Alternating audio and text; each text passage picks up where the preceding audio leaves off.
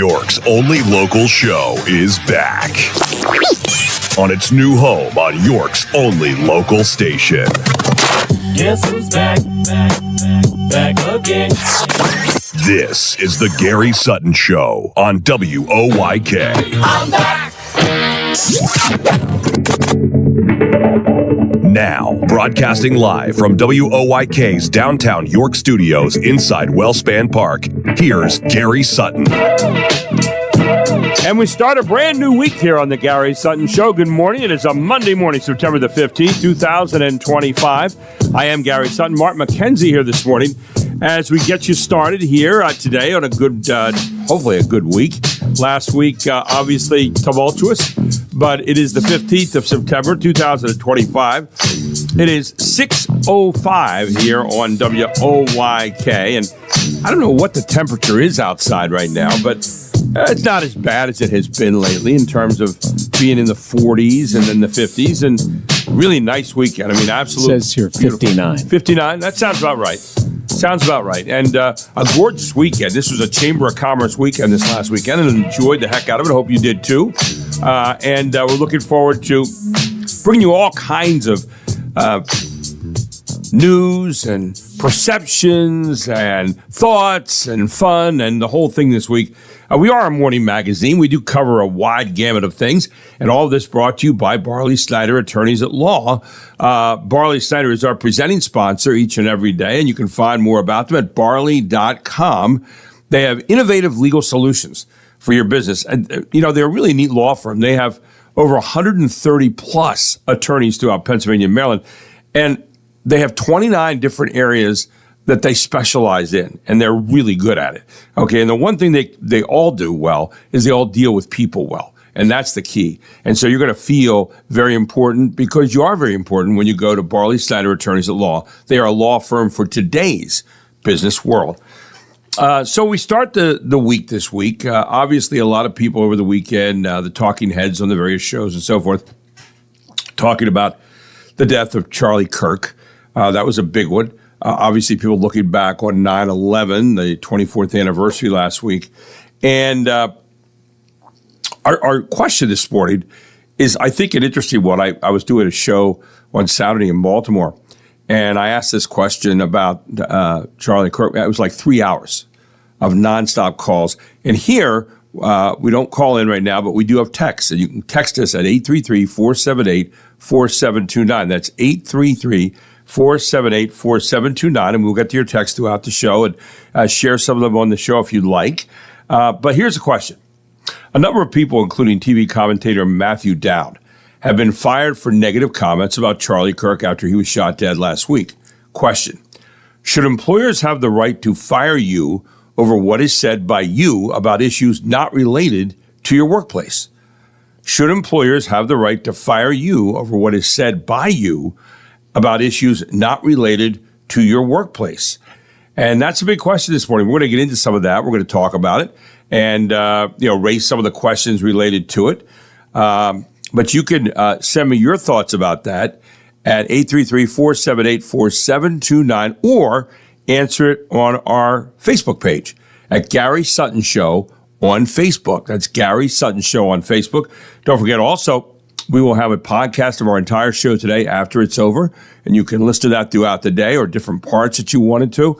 We also have a podcast up, which you can see and hear, which is called Just a Voice on Main Street, and that's up on Facebook daily, and I've got a number of ones that I've already kind of put into the files there, and you can go into that. So we have all that going on for you.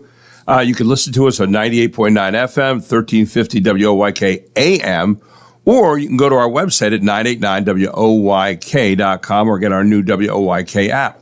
So there you go. I think we've covered it all.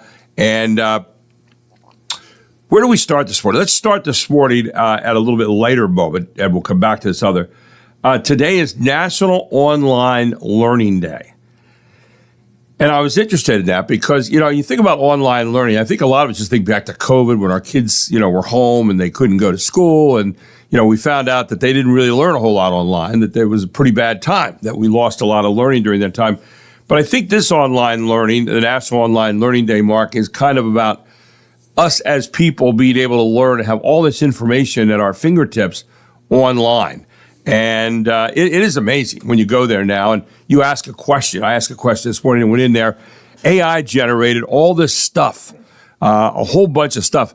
And then you go, well, is that the end all, or should I double check that? Should I source that out? So we have, and then you have more learning. And you have more stuff that you can learn about. So you can pretty much learn about anything you want to learn about online. That's going to be a part of the future because, in the past, you just went to a school, you figured the school, vetted the teachers so that you could have faith in that. Mm-hmm. Now it's, you don't need a teacher. Who's the face or the voice or whatever you're reading online, but who vets that? Yeah. And that's part of the question I guess you're raising. So. No, it really is. And so the question is, and maybe even another thought you just gave me, Mark, do we learn as well online as we do when we are face to face with somebody? True. I mean, the part of learning is the interaction. So how do you have interaction with like a recording, for example? Are you a better learner? Now I've heard this, an audible learner where you hear and you're a visual learner where you see someone doing something, maybe a combination of both. I'd say the more, the better. Yeah. With me, I'm one who, if I hear something over and over, I'm pretty good. Now, every now and then I'll say, well, I wonder what that looks like. And then then the visual part kicks in. But, what kind of learner are you? And I'm one of those that I think probably learn better hearing something. And then if it's something where I have to do something with my hands, obviously seeing someone put it together, because I'm not a good visual person in terms of when it comes to stuff like that. I'm pretty good when it comes to visualizing historical things like that.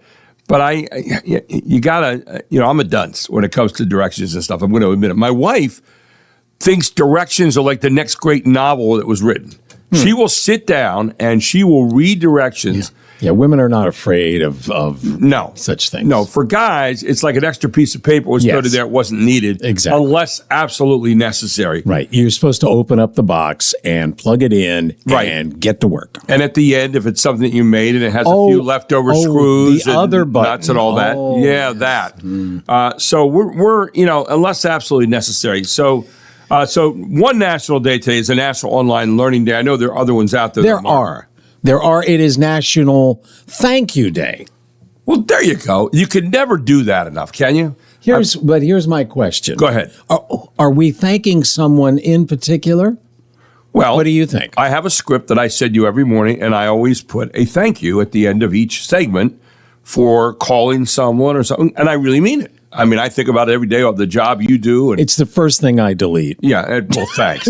No, but anyway, but the idea is that you want to appreciate someone else for something they did in the moment for you. Do we need a day for that? I mean, I don't know that we need a day. Yeah, every day should be that day. Yes, I mean, you should always say thank you. It should be a matter of course. Exactly. Just what you do in terms of how.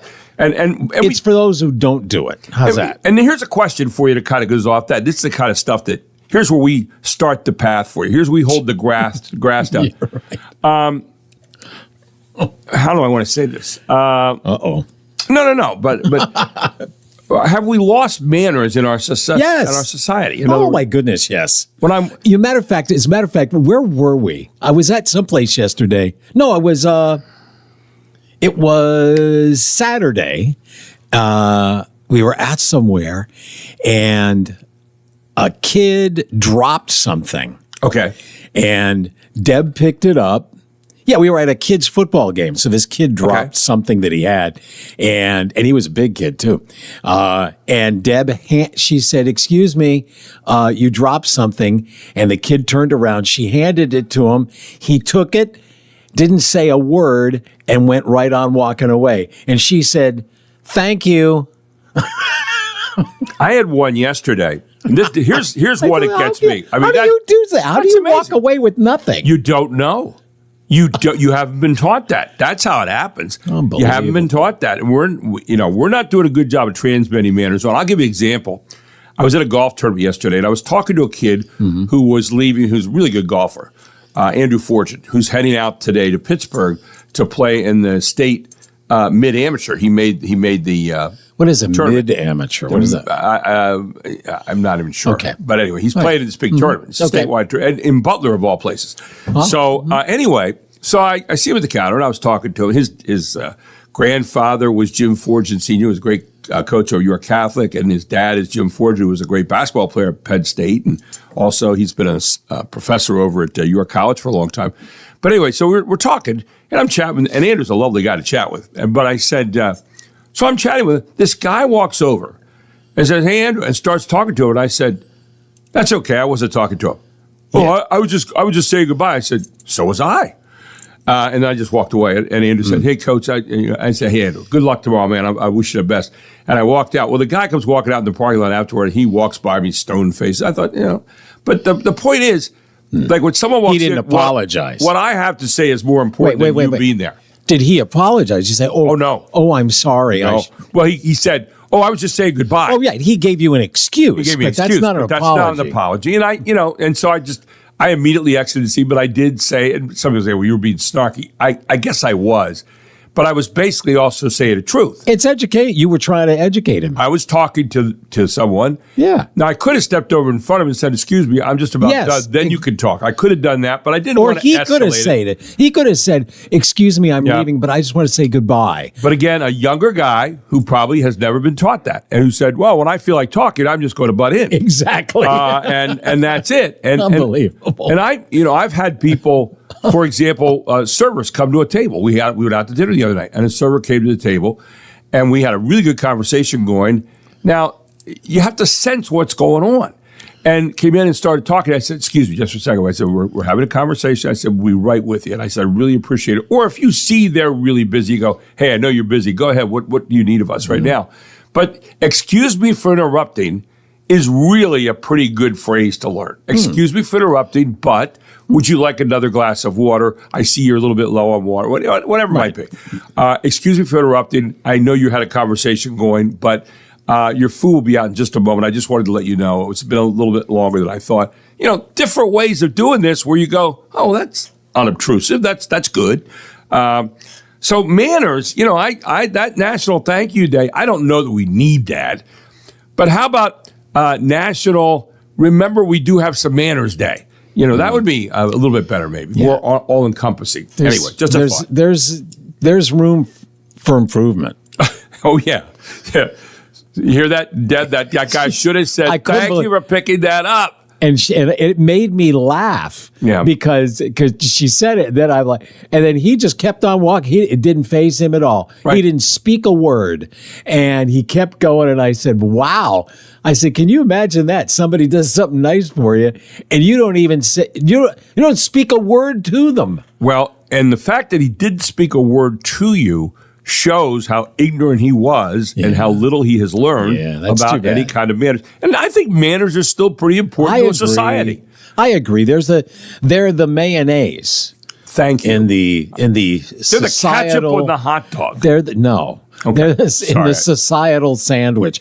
Other days for today. Go ahead. It is National Caregivers Day. That's always a good one. Yeah. There's not enough said about the people that are giving care to family members and others. And some of them, a lot of people don't know the burden they're carrying. Yeah. Google.com Day. This is a day to note of the benefits that Google has gotten to us. I guess we're not 100% sure about any negatives that it might have brought us. It is 8-track tape day. Did you have an 8-track tape player in your car? Me too. Every one of them, though, ended up with the tape coming out, and I tried to rewind it. It never worked. No. It was terrible. The thing I remember about 8-tracks is that there was only so much tape on it. So what it would do is they would try to arrange the songs so that it would, they would all fit on a track. But some of the songs didn't do that. So what would happen is it would come to the end of a track and the song's not over. So the song would quickly fade then it would Start change again. to another track, and then it would quickly fade back up again. Yeah, and it was a while before Didn't I it kind knew. of flip or something? Yes. The way Well, there were four tracks. So, Yeah, I don't think it was 8 tracks. Maybe it was 8 tracks. Anyway, it would switch to another one. It was a long Right. time before I figured out that the songs didn't actually play that way. So, food holidays today. ahead. It is National Linguine Day. And I'm not a big fan of linguine.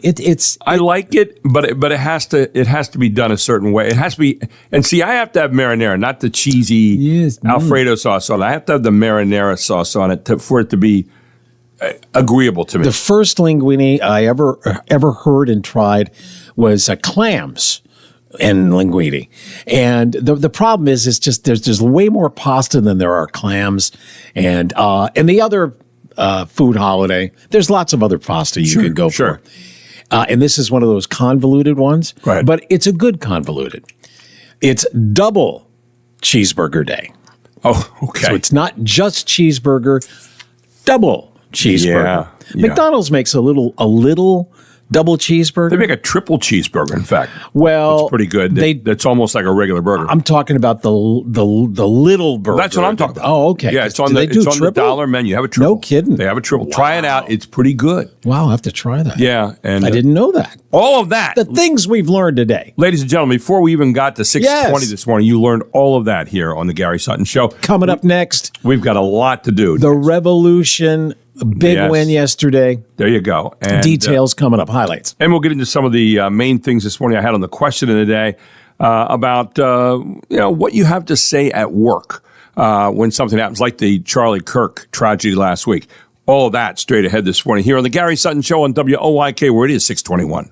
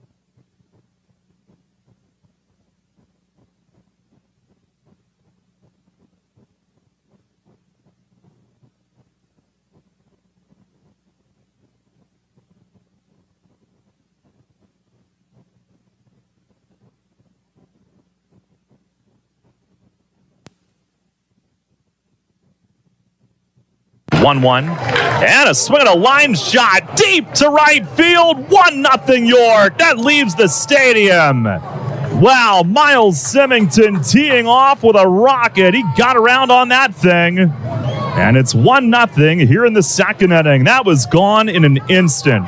First offering, he swings, hits it in the air, high and deep, right center field. Thomas, a long run back. It is gone! Caleb McNeely, a towering 3-run home run. And the Revs go in front 4-2 here in the sixth inning. Swinging a high drive to deep right center. Symington going back at the warning track, leaps up, and did he bring it back? He brought it back! Miles Symington robs Seth Beer of a home run!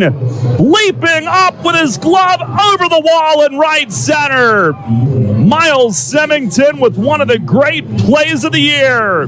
Breaking ball, line drive into right. It's a base hit. Colway's at third. He's coming in. Fontana's throw is right on the money. Chris Williams tags him out. Throw behind the runner at first, and back on a dive is Cody Thomas. Shane Fontana keeps the Revs in front with a throw on one hop to the plate. The 0-1. And a swing and a drive. Deep left center toward the video board. Gone! Chris Williams stood there and watched it. He knew it. And the Revs have some insurance here in the ninth on their third home run of the day. It's 5-3. Here's the 0-2. Breaking ball. Strike three called. Game over.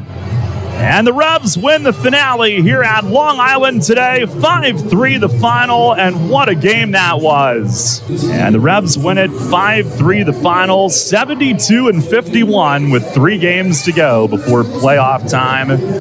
Yeah, the Revs have 3 more games to play. Now, they have an off day today. I know Darryl said they were talking about going into New York today, and he might go down to Ground Zero, where the World Trade Center is. He said they were talking about what they're going to try to do today, but you can hear Darryl. I mean, Darryl is like who is the guy, the South American guy who's goal? Oh, yeah. Darryl's kind of the equivalent here when he celebrates a home run for the home team.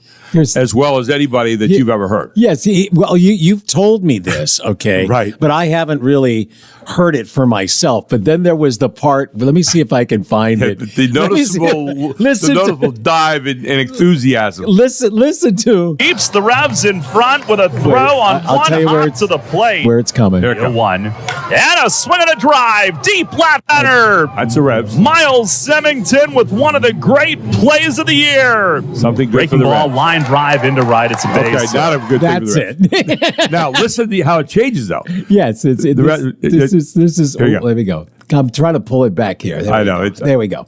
Plays of the year. Here he comes. Breaking ball, line drive into right. It's a base hit. You can tell immediately he's deflated. And then it turns around the guy at right who's fun.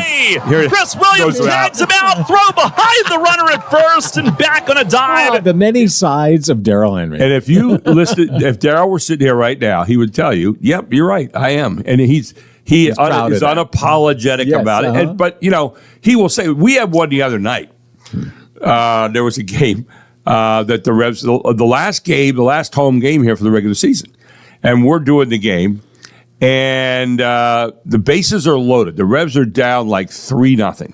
The bases are loaded, and Higgins comes up and bombs it to left center field, and Darryl's way back, and he said, grand slam home run. Well, I'm watching the guy in center field. He leaps up, this guy Contreras. It's out of the stadium arc or out of the field of play. Wow. This guy reaches over the fence, pulls it back in, and robs him of a grand slam. No.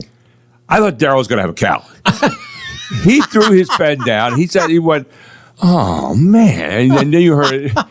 And the whole game, and it was a turning point in the game because if the Revs would have gotten up there, they'd end up winning the game. But it was amazing. It was one of the greatest catches you've ever saw. And he gave credit to the guy, it was like, yeah, all right. He's calling the game, the balls of his strikes, Right. But his heart is in his mouth, I guess, practically. Well, and the key, I think, to being a good homer and being part of that team from time to time, being a good homer is basically to say, but I'll also appreciate some other plays. Like that catch by that guy was like the greatest catch of the year. But apparently he's done it before the Revs, and so what Darryl reacted to was something different. He's reacting, this guy screwed us again. I'm looking at it, man, that's like one of the greatest catches I've ever seen. So it's funny how you can look at different things. No doubt. one of the things we have up today, by the way, ladies and gentlemen, is a question of the day on Facebook. And here's the question.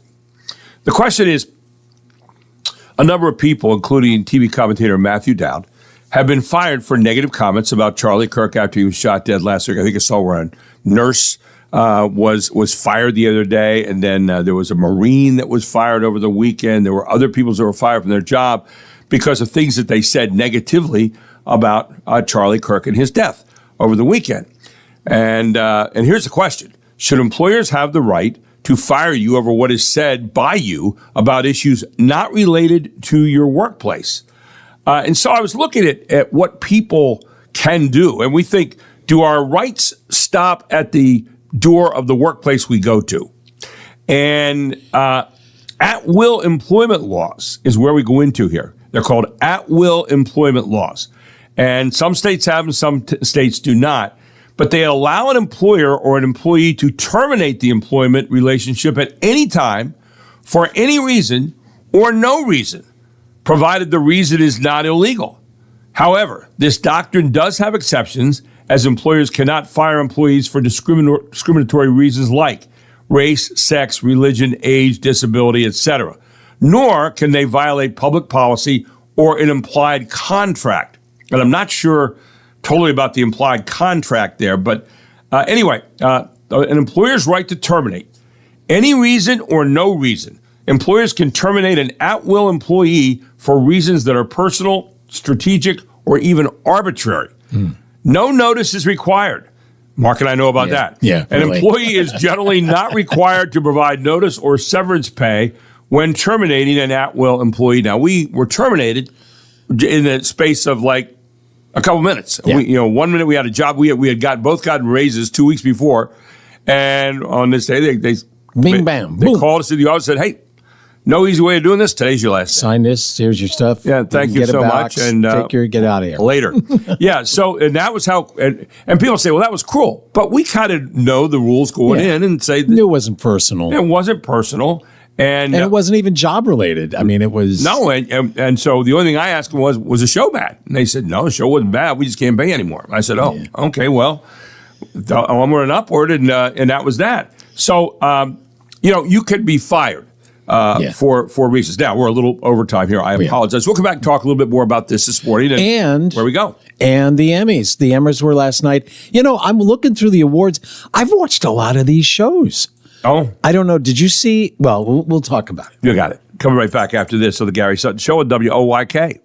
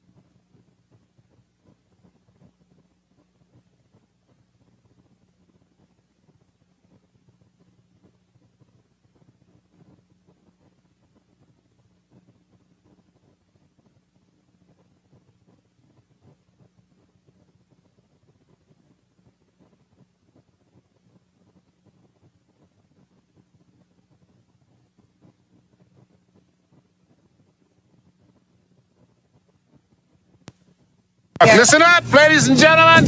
Our fugitive has been on the run for 90 minutes. Average foot speed over uneven ground, barring injuries, 4 miles an hour. That gives us a radius of 6 miles. What I want out of each and every one of you is a hard target search of every gas station, residence, warehouse, farmhouse, hen house, outhouse, or doghouse in that area. Checkpoints go up at 15 miles. Your fugitive's name is Dr. Richard Kimball. Go get him. And there is Tommy Lee Jones, the famous So good at that. speech in The Fugitive. And we play that because it is his birthday. How old is he today? 79 years old. Wow. Yeah, he's been in a lot of different roles. Yes. No Country for Old Men was one of the best movies very I've ever creepy seen him in. movie, yes. A creepy movie, the guy with a nail gun. So Yes. Bardem, Javier Bardem. yeah. And who was the Indiana Jones? I can't think of his name off the top of my head. Was Dr. Richard Kimball? Oh, you're talking about the actor? Yeah. Richard Kimball. No, Dr. Richard Kimball. Yeah. No, you're talking about, what is his name? See, isn't that funny? I lost his name for a second, but Indiana Jones he played in those movies. Yes. And we'll get it in a second. Yes, we will. Anyway. Harrison Ford. Yeah, Harrison Ford. And he's, and the other birthday today, who's also 79, is Oliver Stone. Oh, jeez. And he made a lot of movies. Yeah. It's interesting, too, that he wrote a lot of movies. Yes. So, but I don't know. I mean, Oliver Stone was kind of like a little bit of a conspiratorial Yes, guy. he And was. made up, like JFK is like just a whole bunch of pieces put together into a conspiracy. And of course, your favorite guy's in it, Kevin Costner. well, here's the thing about And he gives that speech that no one would ever give in a Right. courtroom at the Right. end. And you go, like, I really come on. and see, when you're talking about entertainment, Right. All right, it's not a documentary, Right. So Don't take it as a documentary. Take it as entertainment. right, I totally disagree with Oliver Stone's perception, Right. of the JFK assassination end result. But I agree. What I find really wonderful is how he presented his vision. I mean, it is it's such a layered movie. I think he was up for Best Director.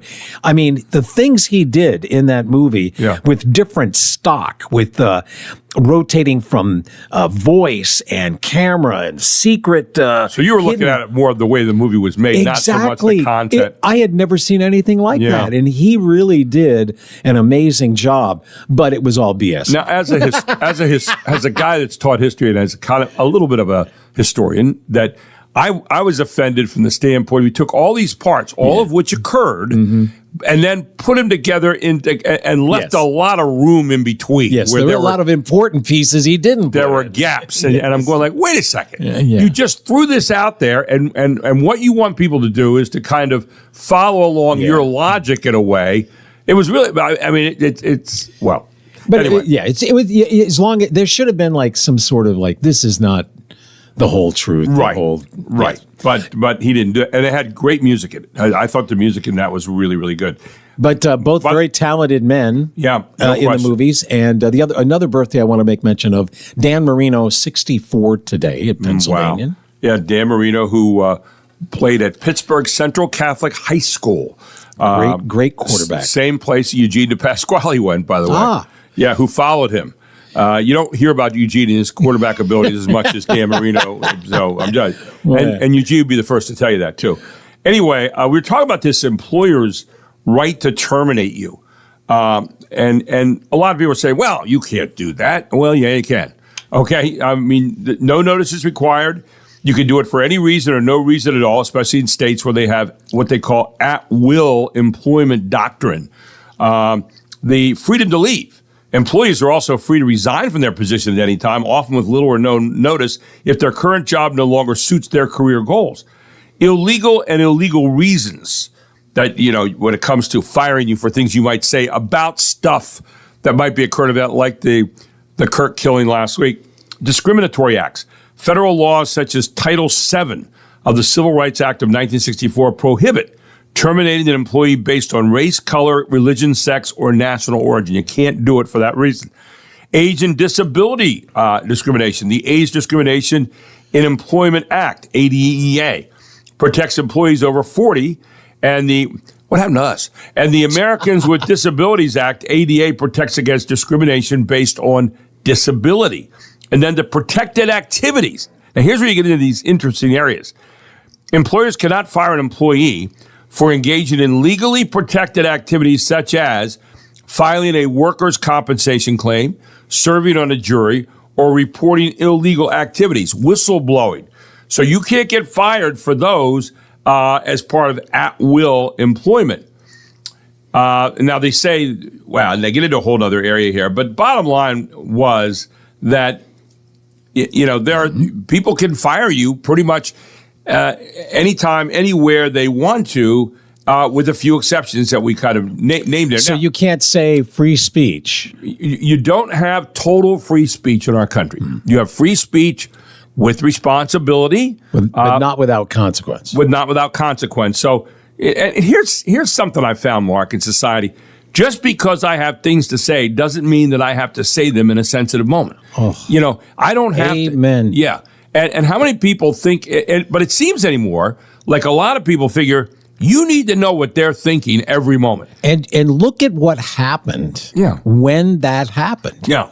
On both sides. Absolutely. There were people saying things right out of the gate without knowing anything. Right. And then, people are eating their words, deleting their tweets, trying to cover up their tracks. The truth, Yes. all that garbage. Exactly. Yeah. And I don't care if you're a president. Come on. I don't care if you're a member of Congress. I have don't care more- if you're just you and me. That, you don't have to say everything. Well, I can say that. Well, you can. Well, you can, You right. can say it, but then are you ready for the consequence? If we say certain things here on the air, I mean, we're always liable. Always. And Yes. so when you think of all the words that we say in the course of a week, we are always liable. We could be thrown off the air. If we said something here that the Revolution did not like, the company, even though we don't work full time for them, we are part of that. Mm-hmm. They would be well within it's their their rights to just come license. over, and it's their license. They come over and say, "Hey guys, that wasn't appropriate. You're done," and they would be well within their rights to do that. And there's not a thing we could do about it. Now, do we still have appropriate and inappropriate in society? That was something else I was thinking about over the weekend. Or is anything appropriate to say in a free society? Well, you could say anything you want to in a free society, but with freedom does come, and our founding fathers kind of set this up, even though they didn't write it down at every moment, freedom with responsibility.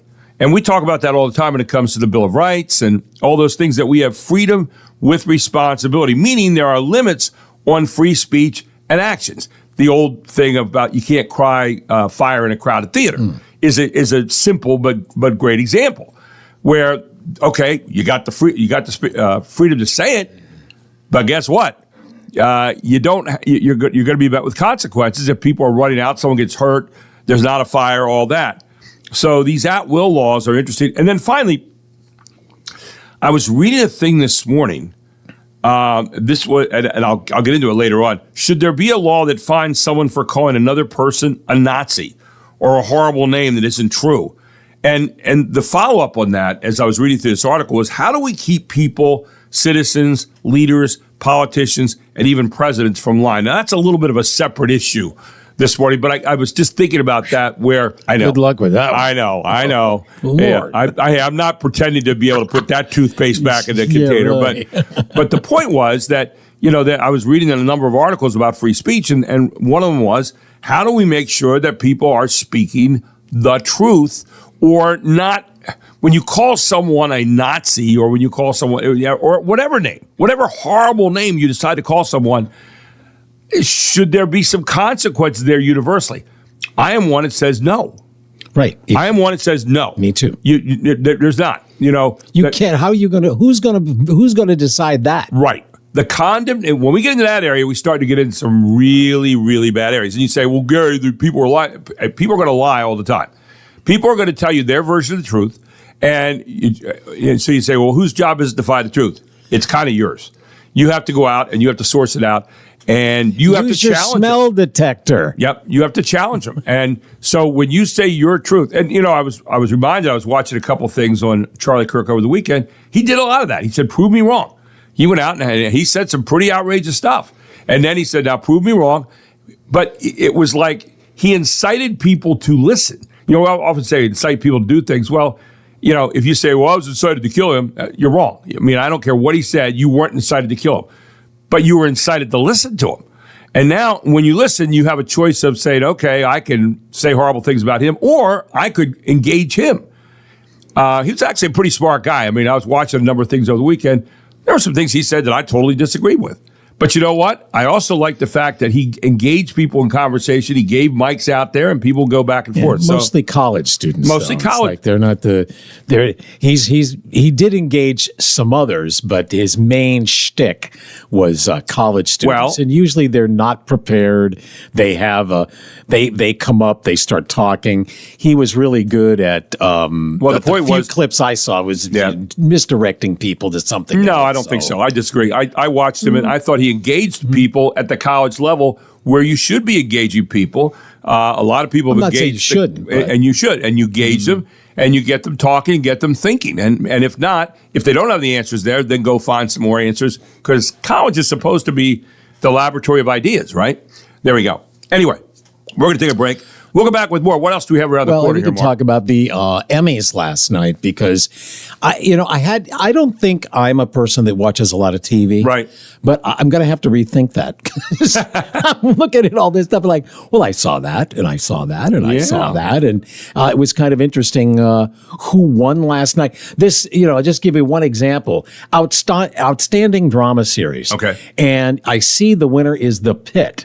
And I'm like, what the heck is The Pit? What is that? I've never heard of that. I've heard of all these others. I watched it one time. Yeah. Well, I want to hear your assessment of that. But like, I saw The Last of Us, which was nominated. Paradise, I watched. Severance, I watched. The White Lotus. None of those won, but The Pit won. And then I realized, oh, that's the thing that comes up and says you should watch this. And then I click no because I want to go to my show. Right. And it's like, oh, that one. So there's several of those kinds of moments. There will be new watching moments now for Mark coming up today. Well, for all of us, actually, if you have the time. We'll take a break. We'll come right back with that and more here on the Gary Sutton Show, where it is 6:49.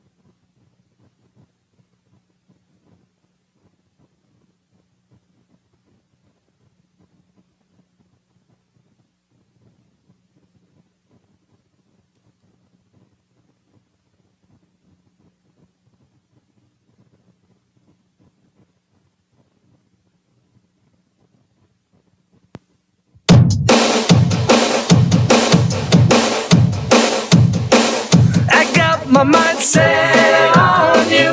I got my mind set on you. I got my mind set on you. Got my mind set on you. But it's gonna take money, a whole lot of spending money. Bumper music from 1988 this morning.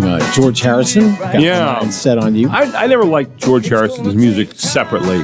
Really? No, I didn't. I don't know why. He just wasn't my cup of tea. He was talented, obviously talented as part of the Beatles. But by the way, we were talking about that at will stuff where you can fire somebody for anything. Mark, here's one. There's one place, and it'll be interesting this morning because the one place is Montana where Joe Decree lives, and he's on this morning. But and what happens there? They have what they call a good cause rule.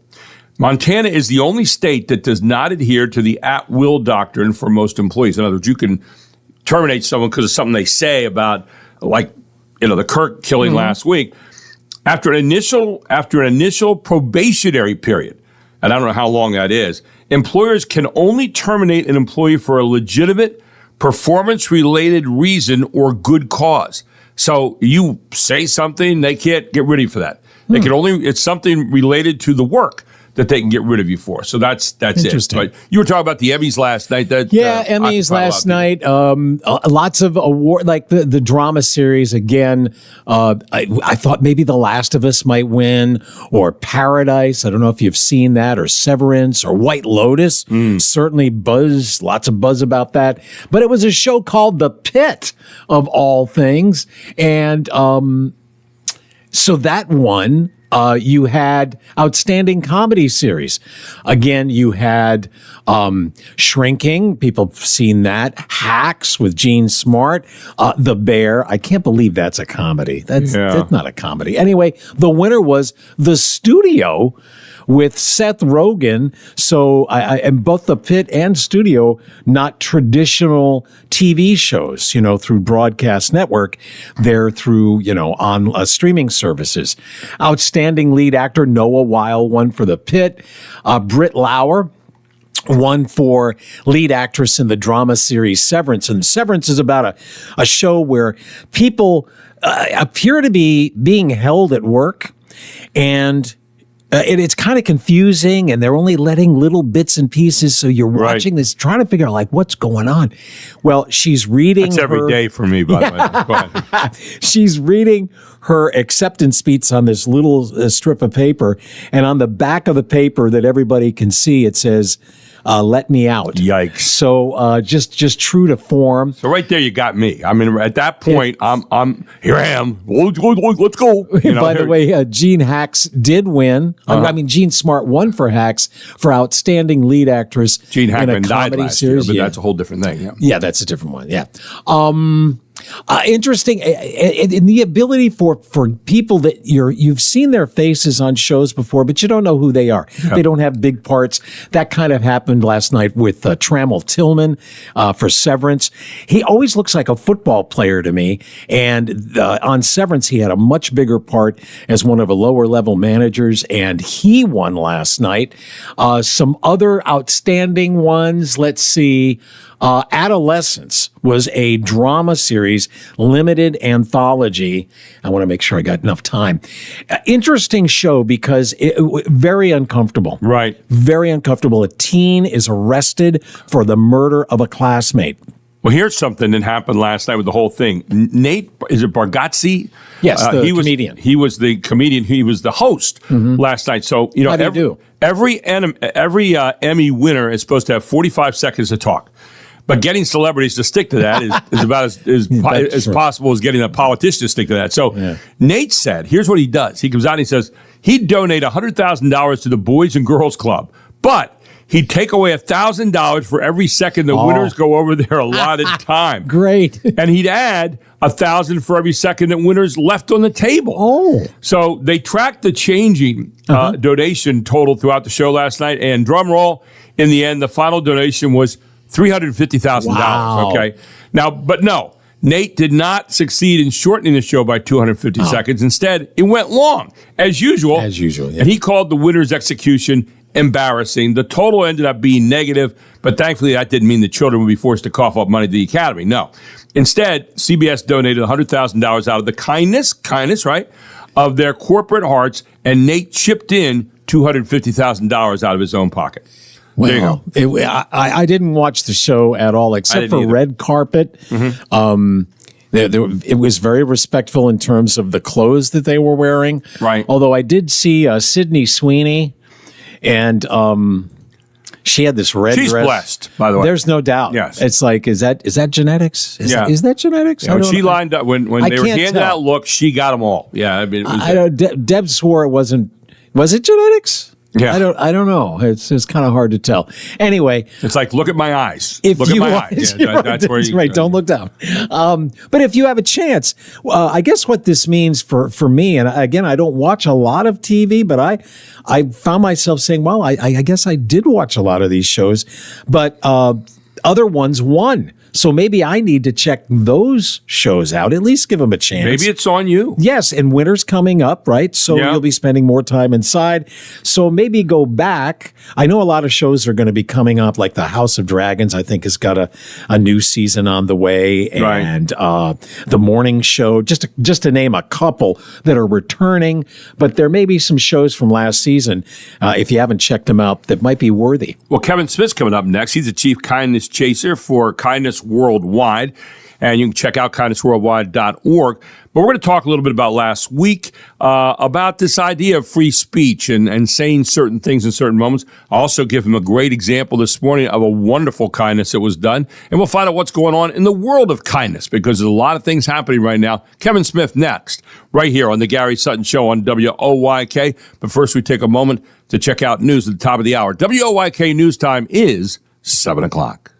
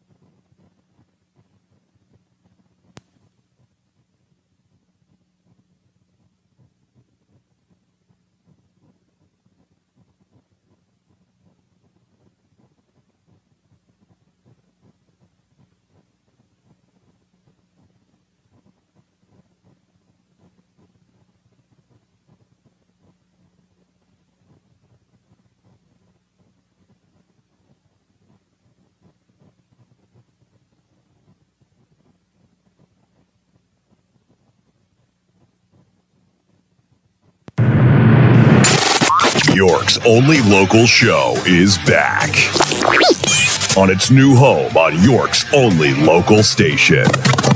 Guess who's back? Back again. This is the Gary Sutton Show on WOYK. I'm back. Now, broadcasting live from WOYK's downtown York studios inside Wellspan Park, here's Gary Sutton. Isn't it neat to get up today and have a place to go and things to do and dreams to have and possibilities galore and just stuff out there? You know, somebody asked me yesterday about living. I said, I live each day like a lifetime. I don't mean to sound like I'm, waxing poetic, but I live every day like a lifetime. At the end of the day, you want to be exhausted because, man, it was a whole lifetime. And guess what? Tomorrow is going to be another one. At least you hope so.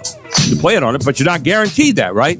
Anyway, welcome to the Gary Sutton Show here on the main street of York, right here on WOYK. So proud to be bringing you our show at 98.9 FM and 1350 WOYK AM, and also our website at 989WOYK.com.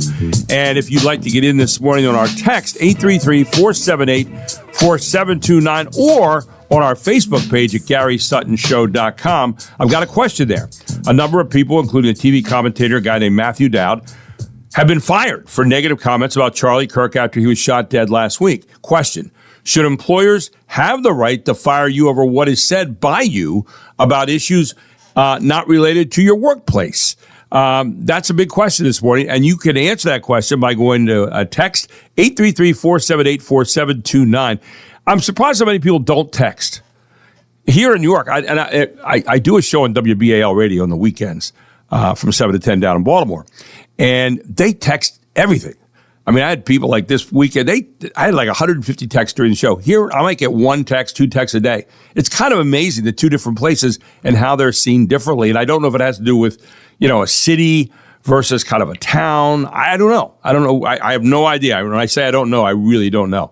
But anyway, so we have that going. I want to remind you also that Barley Snyder is our presenting sponsor every single day. And Barley Snyder, attorneys at law, and you can find more about them at barley.com, BARLEY.com.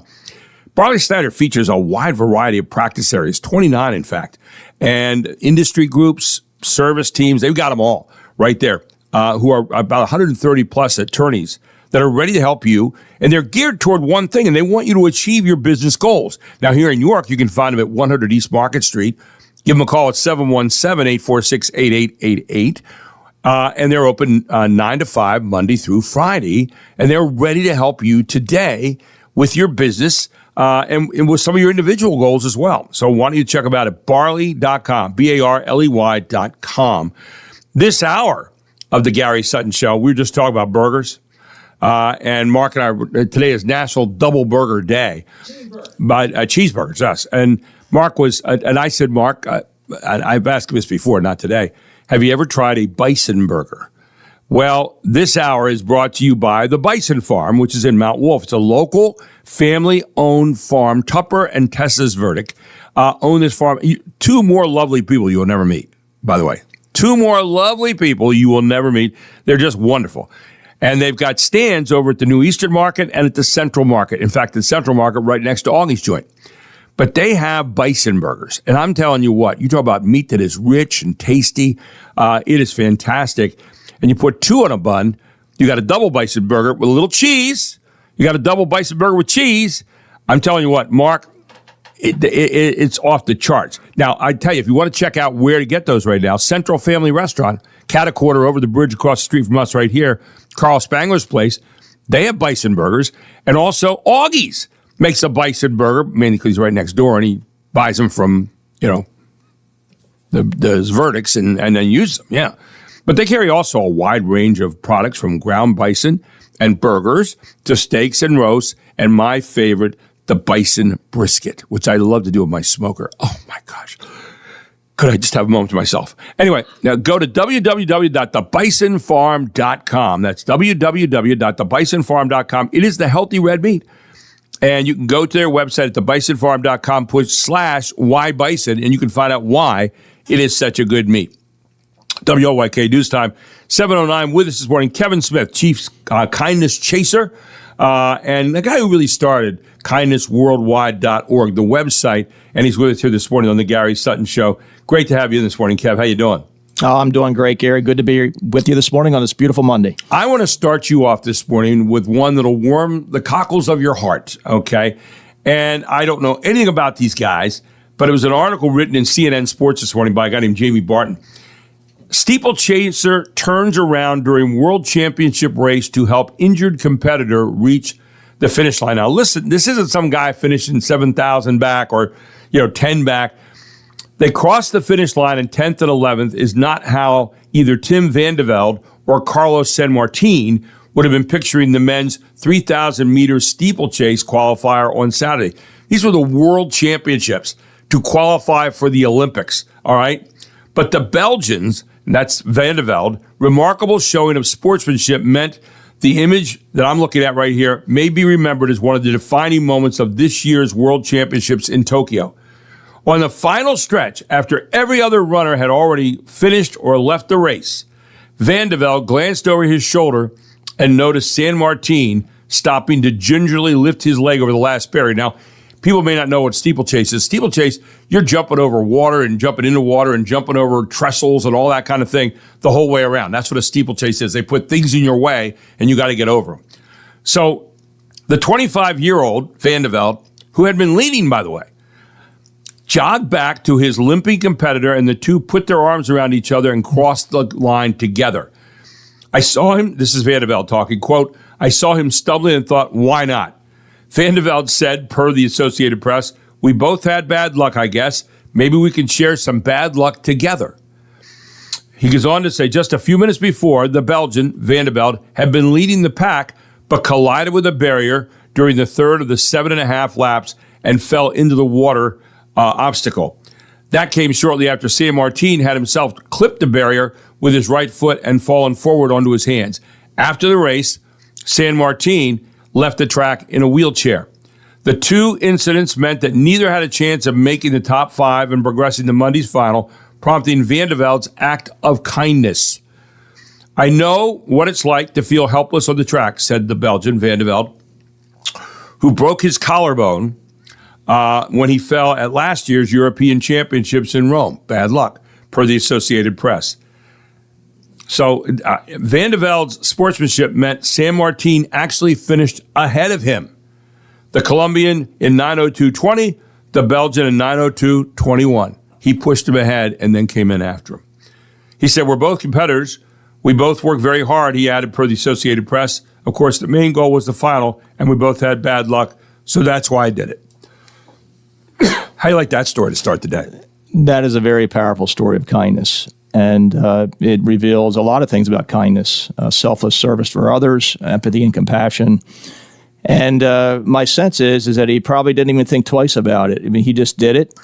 And I think what people are going to remember about this story is just that.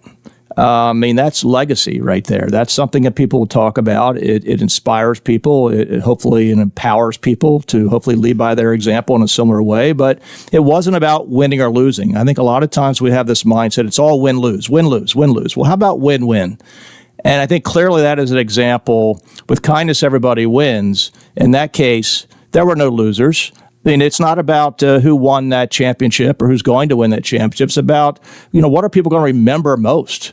And I just think that's an incredible story. It's the first time I've heard it.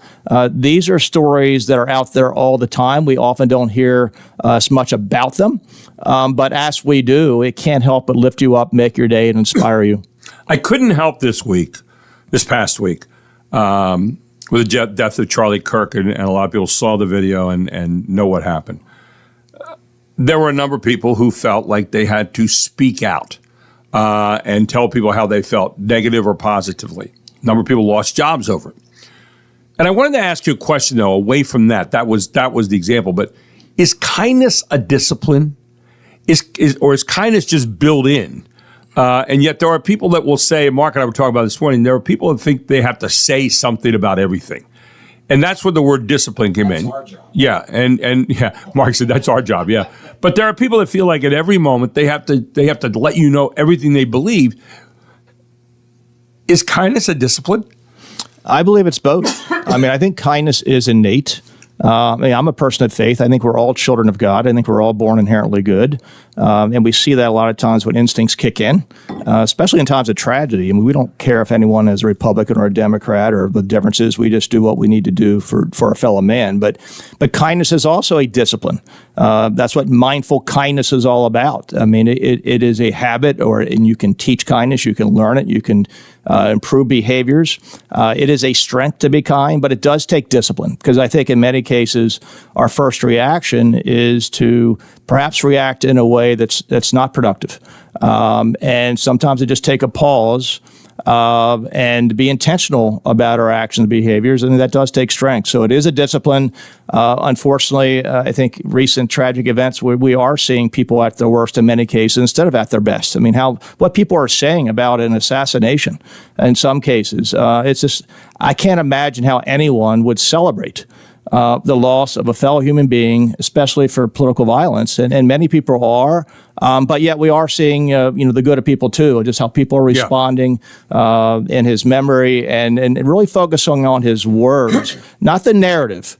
But certainly this is someone who spoke his opinions. I think we all can perhaps disagree with opinions, but we can disagree better and be respectful about it. And I think there's a lot of examples we can learn from this, but it shouldn't take a tragedy for us to learn such examples.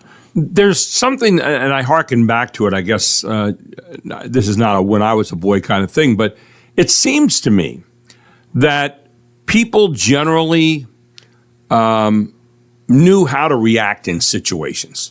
As I was growing up and I watched, and I modeled after my parents and modeled after other people in my community, and I always thought that the community generally reinforced what was being taught in my home.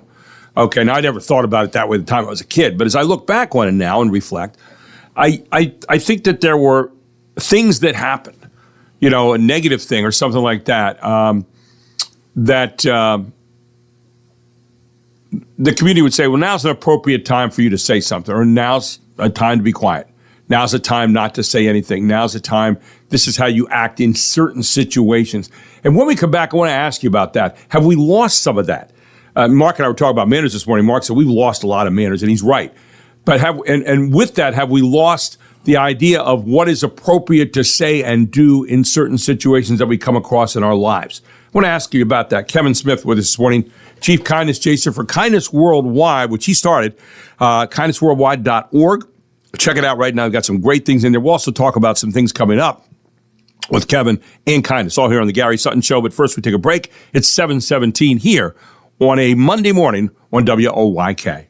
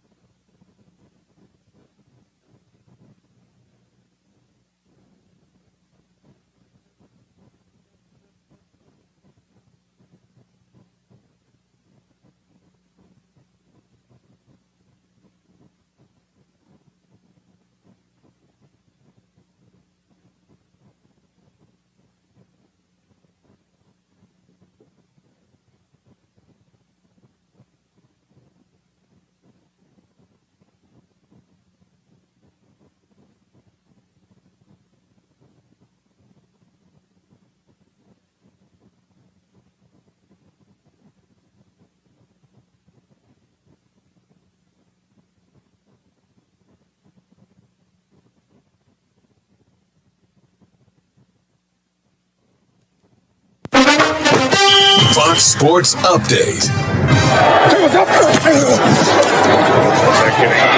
And Algier walks into the end zone for the game's first touchdown. The game's only touchdown. Sunday Night Football on NBC. 7 field goals and 1 touchdown. The Falcons went into Minneapolis and stifled J.J. McCarthy and the Vikings 22-6. Atlanta sacked the Vikings quarterback 6 times and intercepted him twice.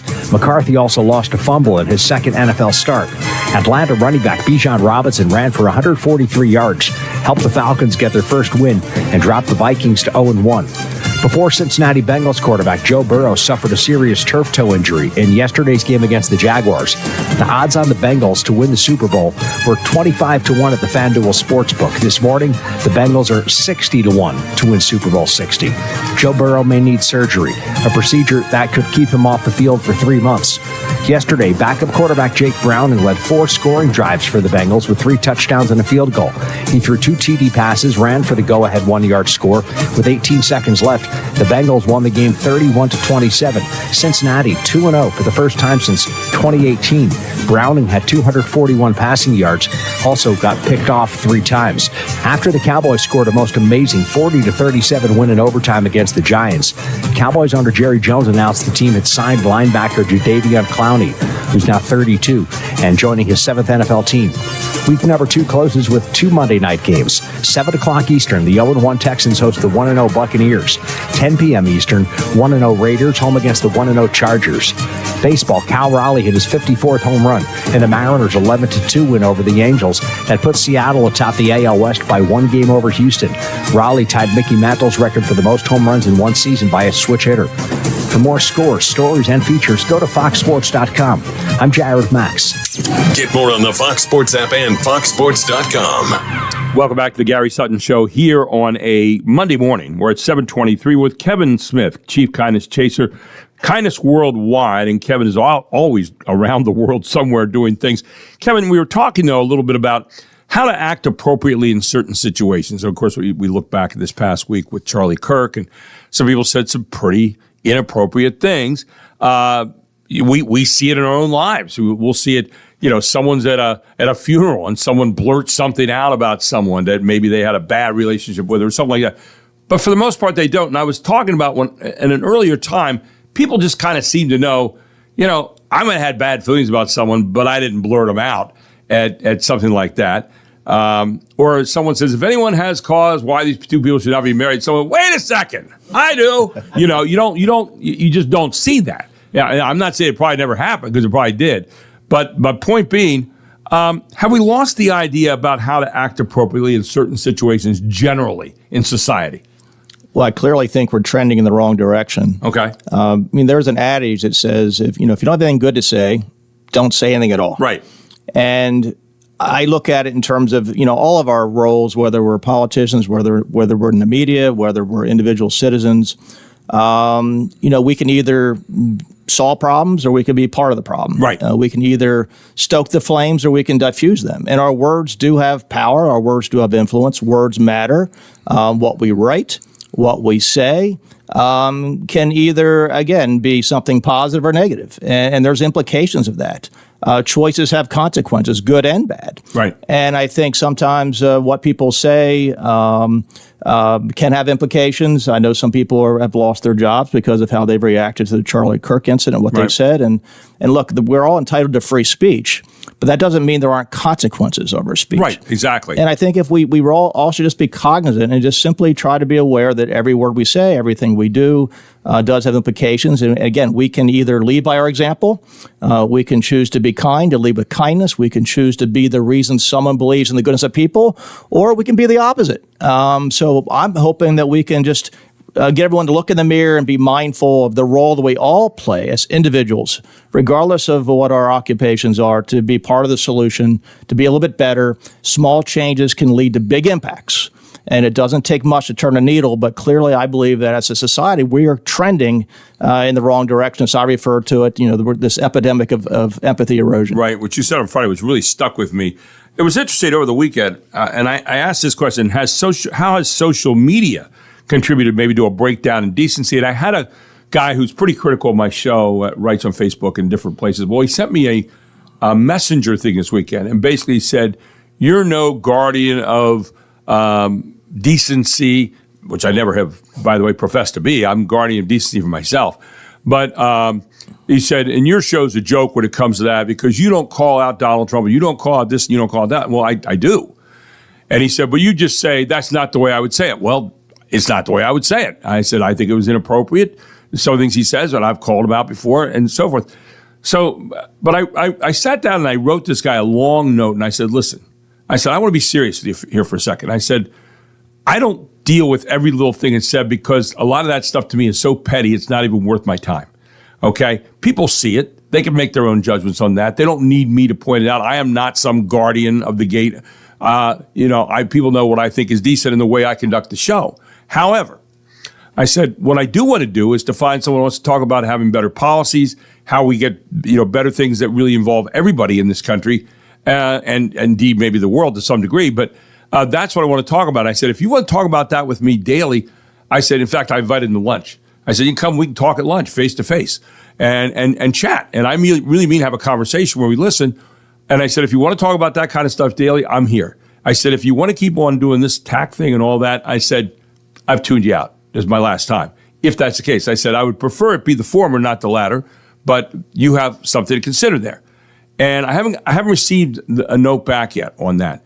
But bottom line, this person's so hung up on saying, oh, I hate this and that. And I don't have time for that. I have time to talk about the issues of the day and to do that kind of thing. But it is not my job to be responsible for what everybody else says. I can comment on it. I can say, I think that was wrong. I wouldn't have said it that way. I think this is bad. But I don't have to, keep score every day on every inane, stupid thing that's said by people or thoughtless thing that's said by people unless it affects an event, a national event, international event, whatever it might be. And I try to make sure we do that. So it's a little different look at things, but I tried to at least in a kind way say, I'm here for the good stuff, you'd like to do that, but I'm not going to be here for the petty stuff. I really don't want to engage in that. I don't know. I guess I try to handle it in a kind way. Well, I certainly credit you for how you handled that. You certainly responded with kindness. Everyone has opinions. That doesn't mean they're entitled to their own facts. And look, I've known you for quite a while, and I observe how you conduct yourself in your show, always with respect, always with civility, always looking to treat others with respect and dignity and value their opinion. Doesn't mean you have to agree with their opinion, but you can have a reasonable discussion on the issues, and that's how we learn from each other. And so I credit you for the person you are. I'm going to be making an announcement later this week of 12 new ambassadors for kindness worldwide. I think there's going to be some familiar names. Mm-hmm. One of them, just a little teaser for your audience, just happens to be a local radio host. You might know them, but there's a very good reason for the ambassadors that I'm naming all over the world and locally and beyond. And these are all individuals who lead with kindness. And Gary, you certainly lead with kindness every day. Well, again, I think the idea is that you're trying to get people to listen to you, and you're trying to listen to other people. And there's only one place you can do that, and that's to have respect for someone. And to me, respect goes hand in hand with kindness. If you don't respect somebody, it's going to be very hard to be kind to them or have them be kind to you. And I think at the end of the day, that's one of the things that we need to do. That's a discipline that we have to have is respect. And absolutely. And respect is one of the 8 characteristics of kindness. There you go. Give those 8 characteristics again to kind of close out the show today, because I think they're very important. Yeah. So gratitude, patience, forgiveness, empathy and compassion, respect, joy, generosity, and service. There you go. 8 pretty good things to go on a daily basis. Kevin, always good to have you. And thanks so much for joining us this morning. Look forward to still catching you on Friday, right? Absolutely. Looking forward to it. You have a wonderful week in the interim, and we'll see you Friday morning on a Good Friday. We'll see you, my friend. Always a Good Friday here on the Gary Sutton Show, sponsored by Kindness Worldwide. Kevin Smith, always a great conversation here to start off the week, and thinking about the lens of kindness. Think about that today as you go through this week and all the various situations you come across. How can you be kind in that moment? Not give in. How do you be kind? It's a big question. We'll take a break. We'll come back. We got a lot more coming up, including some TV show music. I know Mark's got some good stuff that he has for you this morning. We'll talk more about some of the issues of the day and the things that are happening around you. All here on the Gary Sutton Show on WOYK. It's a Monday morning. Great to start the week with you.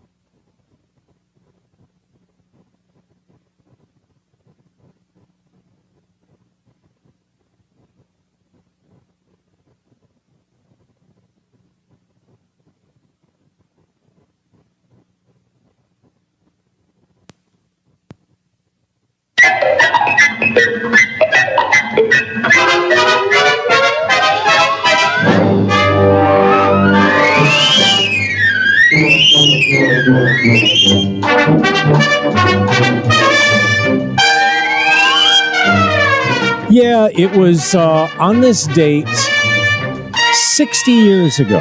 June Lockhart, who was the mother in Lassie. Stop. I thought you were going to say she was hot. No. She was a nice looking lady, but I mean, it was.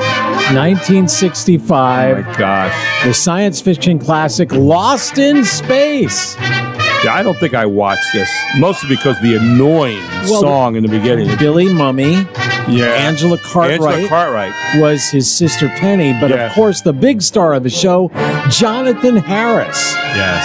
As the doctor there. I can't forget his character's name. Yeah. And by the way, produced by Irwin Allen, who did a lot of the what do they call them? Big movies, blockbusters back in the day. A lot of falling buildings, big fires, that kind of thing. Oh, like tornado and skyscraper. Yes. Yeah, okay. He was big for that. What was that? Yeah, okay. Anyway, we do want to remind you. Yes, this hour. This hour is being brought to you by the Bison Farm, a local family-owned farm in Mount Wolf. We said Tupper and Tessa Verdick are the owners, but I'll tell you what, they have about 40 head that they keep down there. So if you're ever down in Mount Wolf, they're right down there. They have a little farm down there, and all of a sudden you see these buffalo running around. And they're. I asked Tessa one day, I said, by the way, are the buffalo tame? Can you walk up to it? And she goes, not really. No, don't do that. Yeah, they're wild animals. I mean, they're not real big.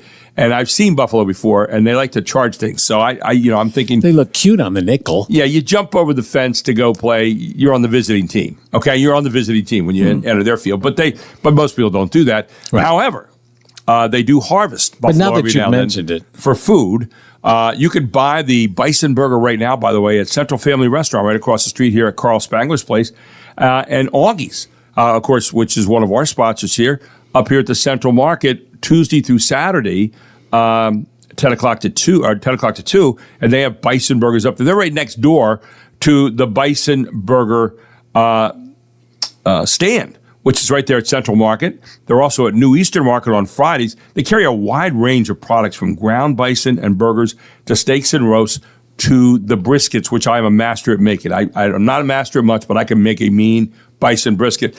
The meat is so good and sweet and rich, and more importantly, it's healthy. Yeah, it's the healthy red meat. Check it out at thebisonfarm.com/whybison. Or just go to thebisonfarm.com right now, and you can check out all the products that they have. Great people that own it. And I'll tell you what, they're very, very careful in how they harvest the meat and so forth. You'll really enjoy it. Thebisonfarm.com. Proud sponsors of this hour of the Gary Sutton Show here on WOYK. Mark? So, the character's name was Dr. Zachary Smith. Yeah, I remember him. He was an arrogant kind of guy. He was really overacting. Yes. And here's one of the reasons why I wanted to do the story and mention it now. Aside from the anniversary, but it was set in what year? Probably 2025. 1997. Oh, really? My gosh. Even worse. Oh, my gosh. Now, also, this is a big day in TV history. If you remember, this is when a lot of the TV shows premiered. They had a new fall season. They would come on. Every once in a while, you get replacement in January and February, that kind of thing. So this was a big time. 73 years ago, on this date, 1952, who can forget Lucy in the Candy Factory? Oh, yeah. That was funny. The conveyor belt, was that it? Here's the thing. Yeah. Here's the thing about Lucy. And I feel only now that I can admit this, okay? She was annoying. At times, yeah. Yeah, she was annoying. When she whined, she was really annoying. Yes, just annoying. Uh-huh. I always kind of sided with Ricky.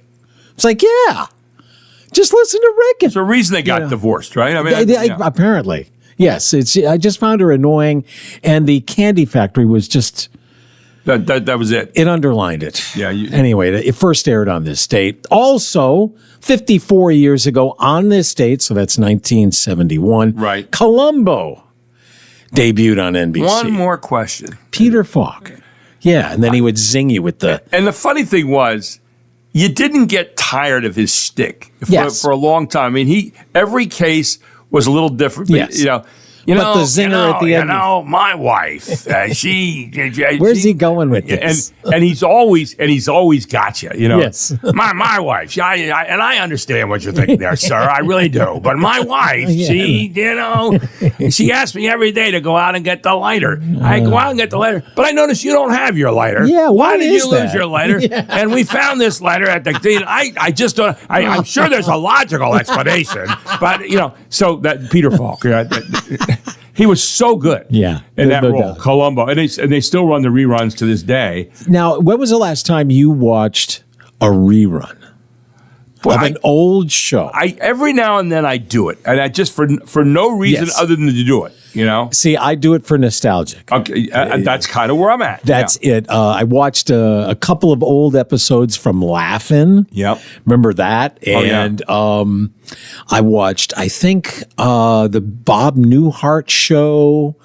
I think the Mary Tyler Moore show, stuff's from like the 70s, early 70s. Right. So it was kind of fun. Anyway, some other notable things that have happened on this date. Right. It isn't an anachronism yet, but 43 years ago on this date, 1982, the first issue of USA Today was published. Wow. I use that every day. I call it the Dick and Jane Reader of News because you can go in very quickly and you can get synopses of the stories and it helps you to set up for, checking and double checking and so forth. But I think they do a pretty good job and combining the visual with the written. They're very good at that. Yes, they had a very unique knack of, taking polls or numbers and giving it perspective with some color. Yeah, and they did a lot of charts. Yes. They'll do a lot of charts for you. They'll give you the whole thing, and that's what I like. Is it's kind of like a visual. I can gather it all in here, and then a lot of times what they'll do is they'll hit a story and they'll say, okay, the 5 takeaways you get from this, or and I like that. Now, again, by itself, is that all right? No. But it fits in well with a lot of the other stuff we have to do to prepare, for example, I'm for our show. assuming they still print it? They still do print it. I get it every morning, though. Oh, still? I actually go on Drudge Report, and I go down, and they actually print every newspaper in the country, and USA Today is one of them. Yeah, newspapers, I feel kind of sorry for them. I've said this many times before. I just think the newspapers took the wrong attitude when the internet came around, because I think when the internet first became popular, or at least people were going to it in droves, there really wasn't a lot to see. So what a lot of these content providers in the old information world did was they said, we'll give you some of our content for free. And then people expect it for free. Exactly. And then they don't want to pay for it. I am one of those because I can't pay for every newspaper I want to hit. But here's the thing. Yeah. Here's the mistake was that they could have charged in a model that would have, like, how about this? Well, the model, going to your point, the model is, charge for the extra stuff, charge for the extra op-eds, charge for the in-depth kind of stuff. Here's the story, but you want more? And then tease people a little bit and say, now to get that, you're going to pay a premium price to get that, just like you would for the newspaper. You have to find a visualization in the consumer's mind of value. Right. So is it more value to say that you will get every page in our printed edition online for a quarter of a penny? Right. Like, wow, that sounds like a great deal. Or would you say you will get 10 pages of our digital version for a dime? Yeah. No, I got so they're like, every day? Wow. So I could look at 10 pages every day. Right. That's less than $1 a week. I would take that deal, and I'm sure they would have taken that deal too. But they didn't think of these things, so they gave it away, and then people didn't want to pay for it. And now you're in a look at where you are. And people who want you to pay for it, and so you see the newspaper in the printed edition dying. while you're wondering where it's all going to go in the long it's run. kind of sad. By the way, here's a happy story, Mark. Oh, we need one. Why a Cincinnati bride's landlord walked her down the aisle. This girl was getting married. Okay. Her name was Nicole Fox. It was in Cincinnati. And if Nicole Fox's wedding processional last month in Cincinnati had been typical, the man walking her down her aisle would have been her father, or a close relative, or even a good friend, not Fox's landlord. Right? Yeah, how would the landlord? I wouldn't have thought in a million years, Fox told CBS News, of her decision to have her landlord, 79-year-old Gil Pulliam, do the honor. Could he walk down the aisle? Well, yeah, he did. But Fox works as a makeup artist with a studio space in Cincinnati that is owned by Pulliam, a no-nonsense man. And yet he can also be incredibly tenderhearted. Fox never knew her father. Oh. She thought she didn't care and wouldn't miss something she never felt she had. But as her wedding day approached, Fox says she started to feel a void. When I thought about who would walk me down the aisle, trying to figure out what that looks like, the thought of it was like surprisingly painful, she said. Now, here's a girl who never knew her dad, and yet she missed the idea of a dad or someone caring walking her down the aisle. Of course, Fox never told her landlord that, but he knew her family situation and had a gut feeling. So I went back up to ask Nicole if I could escort her down the aisle, Pulliam said. And this is a no-nonsense, crusty 79-year-old guy. And she said, yes, yes, yes, and on and on and on. So Pulliam walked her down the aisle. The music is playing. I'm getting ready to walk down the aisle. He grabbed my hand so tight, Fox said, and it was a really good feeling. Yeah, it still is. Like a wound had been healed in my heart. Aww. Fox now has a husband, Victor, but she says she also added another family member on her wedding day, Pulliam, the father figure who stepped up and stood beside her like all good fathers do. Aww. How's that for a good story? I need a tissue. I have something in my eye. I'll give you a moment. We'll take a break, all here on the Gary Sutton Show. Back with more right after this.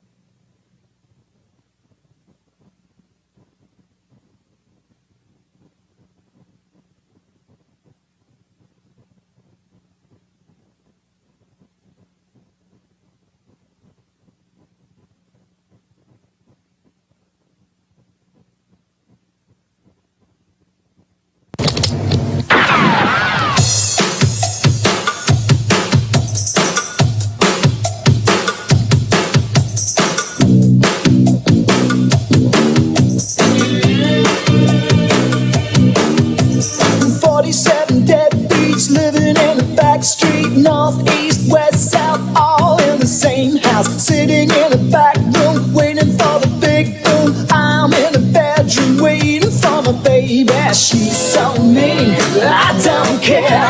I love her eyes and her wild, wild hair. Dance to the beat that we like best. Heading for the 90s, living in the wild, wild west. Yep. That's Living in the Club Wild, there. Wild West. Yeah. 1988 big hit then. Funky song. Yeah, I like this song. By the way, I also like Harvey's Rental. And I tell you why I like Harvey's Rental. First of all, they've been around New York since like 1970, just helping people. You know, we talk about kindness. Well, you pay for the stuff down there, but by the same token, you pay good prices, you get quality equipment. Harvey's Rental has the most to rent under one roof. And Jen Harvey and all the good people down there are ready to help you right now, no matter what your situation is. Maybe you're doing a project outside. Maybe you're doing a project inside. And you need like the Boss rental item that cleans. It's there. You maybe need a tent for rent, 20 by 20, 20 by 30. They've got them at Harvey's Rental. Maybe you need some household things. Maybe you need to have an outside tractor of some kind. Maybe you need that. They've got it all. Party games. They've got car polishers. They got floor polishers. They got signs. They got streamers and washers, towing, vacuums. They've got it all at Harvey's Rental, and they are ready to help you today. They're also a Steel Elite dealer. That means they have the steel products for the outside, sales and service. And whether it's stump grinder or maybe a chipper or a chainsaw, whatever it might be, they've got it with a steel name on that talks about quality at Harvey's Rental. Now, you can give them a call today at 717-850-8999. That's 717-850-8999. Or drop down and see them here. They've been at the same location for a long time, right there at 1409 South George Street in York, 17403, Harvey's Rental.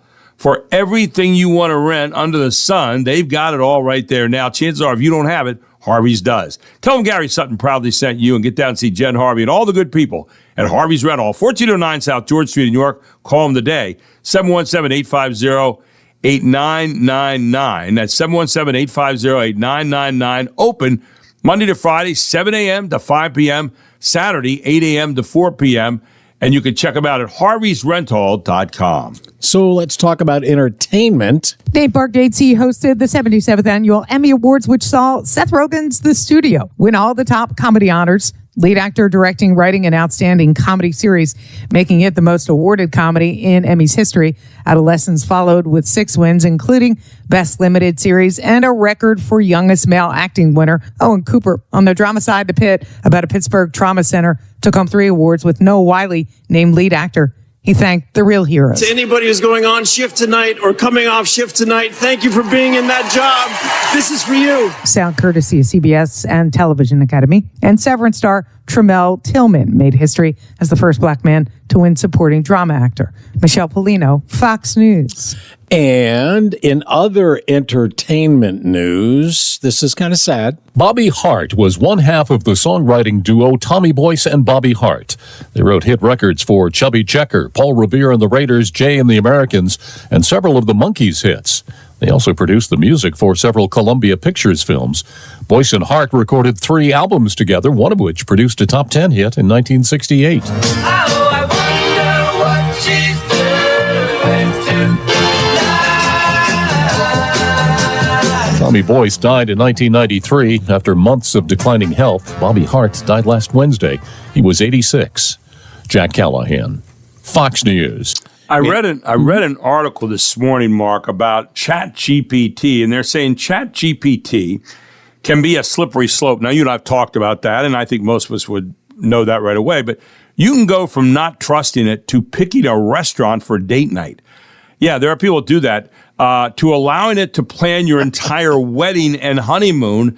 At that point, you just might be addicted, ladies and gentlemen, if you're allowing it to plan your entire wedding and honeymoon. According to a new survey, 73% of people who use AI chatbots say they're dependent on AI, and 25% say they now struggle to write emails without it. 49% say writing professional documents is harder without AI. 46% find it more difficult to fact check or evaluate information critically, and 21% say that simply making their own decisions has become harder because they're so dependent on chatbot. Younger people have become more addicted, which probably doesn't surprise you. 78% of Gen Z and 75% of millennial users say they feel dependent on AI compared to 67% of Gen X and 59% of boomers, which probably, again, does not surprise you that we're not used to AI, and so we probably don't depend on it very much. Well, but I mean, is it giving better results, or is it just freeing up more of your time? I think the jury's still out on that. Yeah. I think there's a possibility that one or the other, or maybe even both to some degree, and depending on the situation, might be true. Among those, by the way, who feel reliant on chatbot, 26% want to scale back their uses. They don't like feeling dependent on something that much. But, you go in now, and we check a lot of information, and you go in and you say, okay, I want to find out this, and you write a note in. What comes up? It's the AI version, and it lists it down, and it's pretty good. Now, I still find myself going and checking, is that really true? And going and checking on that at other sources. But again, they've got some pretty good stuff in there, and it seems to be fairly objective most of the time from what I can tell. What I can tell. But there are, it's a smart thing, I think. Double check. Yes, double check the AI. Hey, speaking of tech, check this out. I don't know. I mean, most people, do you have an iPhone, right? I do, yes. Yes. So my brother is a techie. So he has a Google phone. Wow. And I said, "Wow, you didn't feel like, worried about, not being able to have the latest technology?" He says, "Are you kidding?" He says, "The Google phone's got all kinds of things." Now, in this particular case, how would you would you be more likely to get a Google phone for this particular feature? Google had already announced it would integrate C2PA content credentials into its smartphones. Now, the company says the standard is deployed to its Pixel 10 phones. Short for the Coalition of Content Provenance and Authenticity, it reassures people that pictures, video, or other media are either legit or not. Think of it like a nutrition label for digital media. The idea is to help people understand if something like a photograph is genuine or is an AI concoction. Google's Pixel 10 and Android OS now meet C2PA's highest standard and can even digitally stamp your own photos with authentication. Eben Brown, Fox News. Doesn't that sound valuable? It does. By the way, speaking of photos, we've talked a lot about weddings this morning. We had the guy who was the landlord walking the girl down the aisle because she didn't have a father, and this guy offered to do it, and what a great thing. And we've talked about AI planning your wedding. Well, how about this one? The top 5 things that instantly ruin a wedding. Oh. Okay, I read this morning. There's a new wedding trend is a credit card machine that allows people to donate to the couple, which sounds kind of tacky to me. But it does. And while there might be some guests who like the idea, there'll probably be far more who find it obnoxious. But I found this list of other things that might instantly ruin a wedding. For example, a cash bar. That could instantly ruin a wedding, okay? That could be a problem. A father-daughter dance with heavy petting. That could ruin a wedding. You don't want to see that. Here it is, the chicken dance. That could ruin a wedding for me. Stop. A reception in the Ramada Inn conference room. That's probably not going to be the place that's going to set the right kind of tone. A drunken groomsman speech that turns into a confession that the bride is actually carrying his baby. Yeah. A band that only covers music from the 80s. The 1880s, okay? The 1880s. A pastor who starts talking about quote-unquote wifely duties. No, not needed. A punch bowl with something that twitches floating in the middle of it. No. A garter that gets lost in the bride's ankle fat. That's probably not a good thing. A DJ who only plays It's a Mistake before he cheats and love steaks. If they play that, it's going to ruin the wedding, ladies and gentlemen. When we come back, Major Joe Decree joins us at 8:05 here on the Gary Sutton Show. We'll talk a little bit about the death of Charlie Kirk this past week and some reactions and maybe some of the laws, the at-will laws in Montana, because it's the only place in the country they're different. All here on the Gary Sutton Show on WOIK First News. It's 8 o'clock.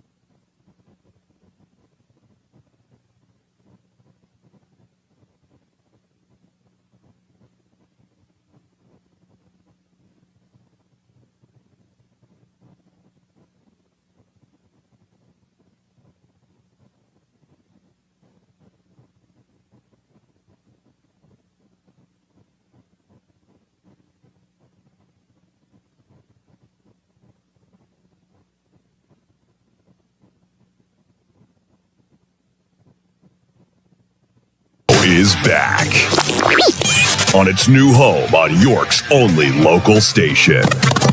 Guess who's back? Back again.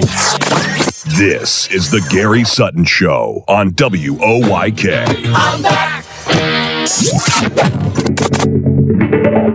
Now, broadcasting live from WOYK's downtown York studios inside Wellspan Park, here's Gary Sutton.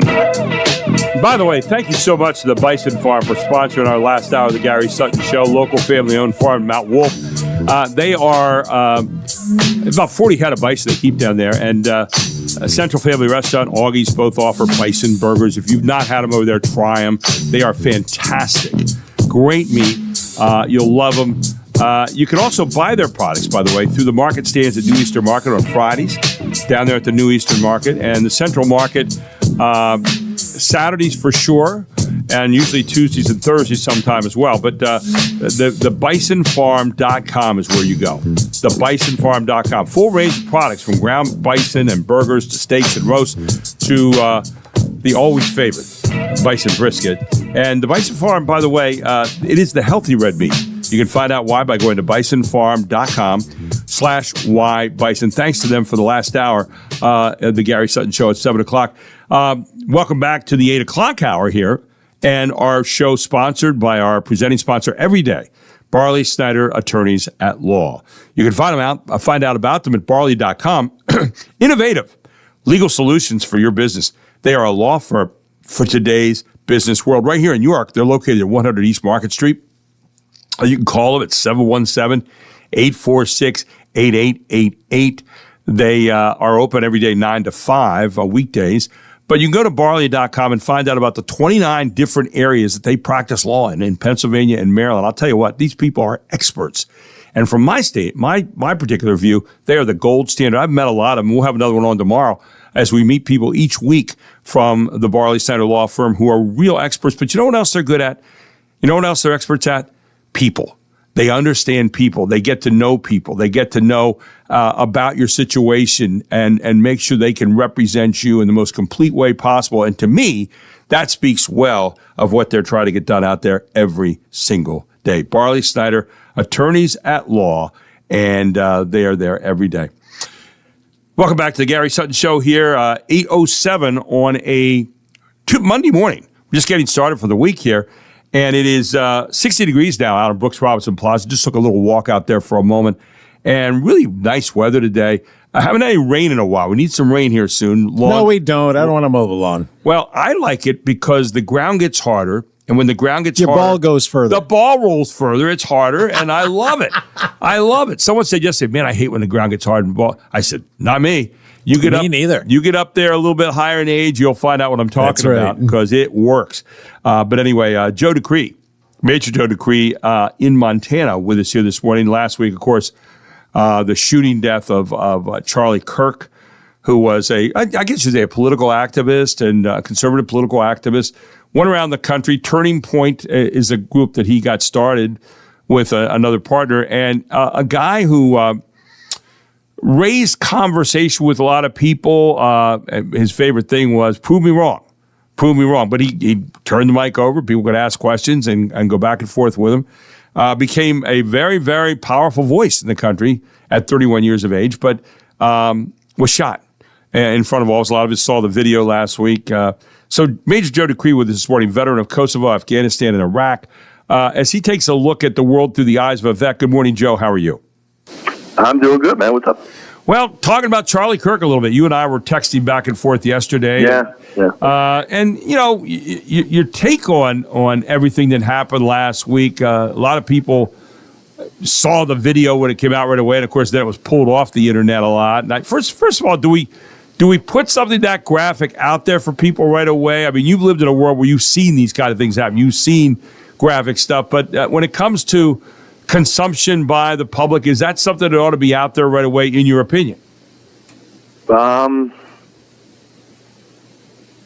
you know, I don't know that I have a problem with it. I think, in my opinion, they're changed after 9/11. I think people need to understand the evil that's in the world, and yeah, that's a thing. I mean, I would put a disclaimer out in front of it, like, hey, this is a graphic thing, and I haven't seen the video of the actual moment when he's gotten shot yet. I mean, it's why I don't need to. Yeah, and welcome to my world. Right. My wife told me about it. I said, well, was he shot like through the side of the neck? Was it like front to back or left to right or right to left? She goes, oh, side to side. I'm like, he's dead.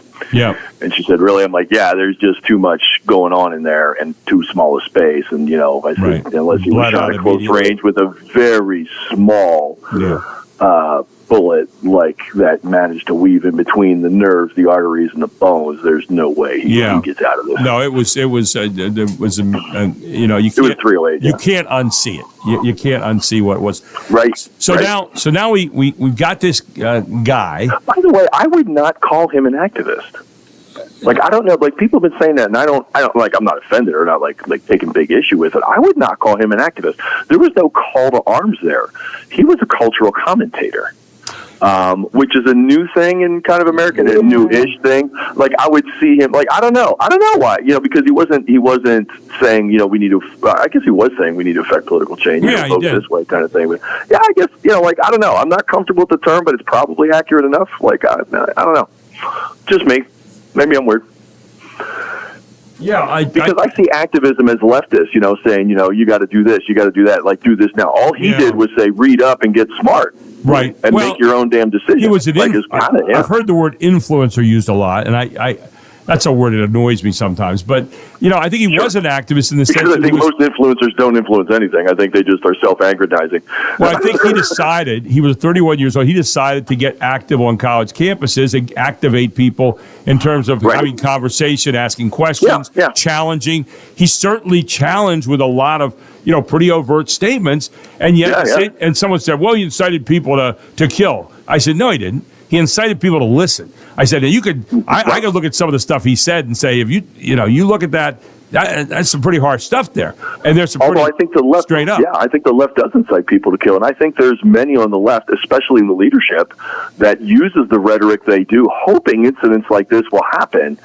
And they could say, well, wait, so we never said shoot anybody. It's like, yes, that's true. You didn't use the exact verbiage, but this is what the left does. Like, this is what, atheists and everybody else. I don't see the exact verbiage I expect to see, therefore your statement is invalid. Yeah, well, that's not true. You do incite people to kill. See, and you know that. Yeah, I disagree with you. I'd like to think that people are not, I'm not that cynical about it. I'd like to think people are unwise in what they say. Yeah. I don't know if there's an intent to get people to do that, to kill someone. I haven't gotten to that point. I'm looking at. You have said the same thing at President Trump's attempted assassination. Yeah. You believe that? No, I know. I'm not saying that things don't come around and do that. I'm just saying I'm not sure there's the intent of doing that. Okay. But I will say this, and I don't care where it comes from. I don't care if it's left. I don't care if it's right. This is where you and I probably differ a little bit. We'll have another conversation on that sometime.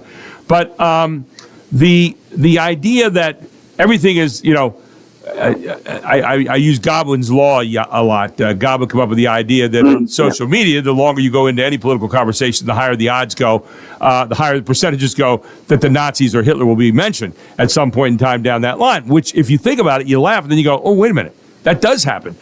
This idea that all of a sudden a person who you disagree with because of policy or the way they say something or something stupid that's said is the same as the guy that killed 10 million people is somehow an equitable comparison. To me, that's where you get into some problems where people now say, oh, and what did Hitler do about people that disagree with him? Oh, he went out and got rid of them, had them killed, whatever. So when you get into those kind of areas, and again, I don't care if it's right on left, left on right, whatever it might be, you now have become part of the problem.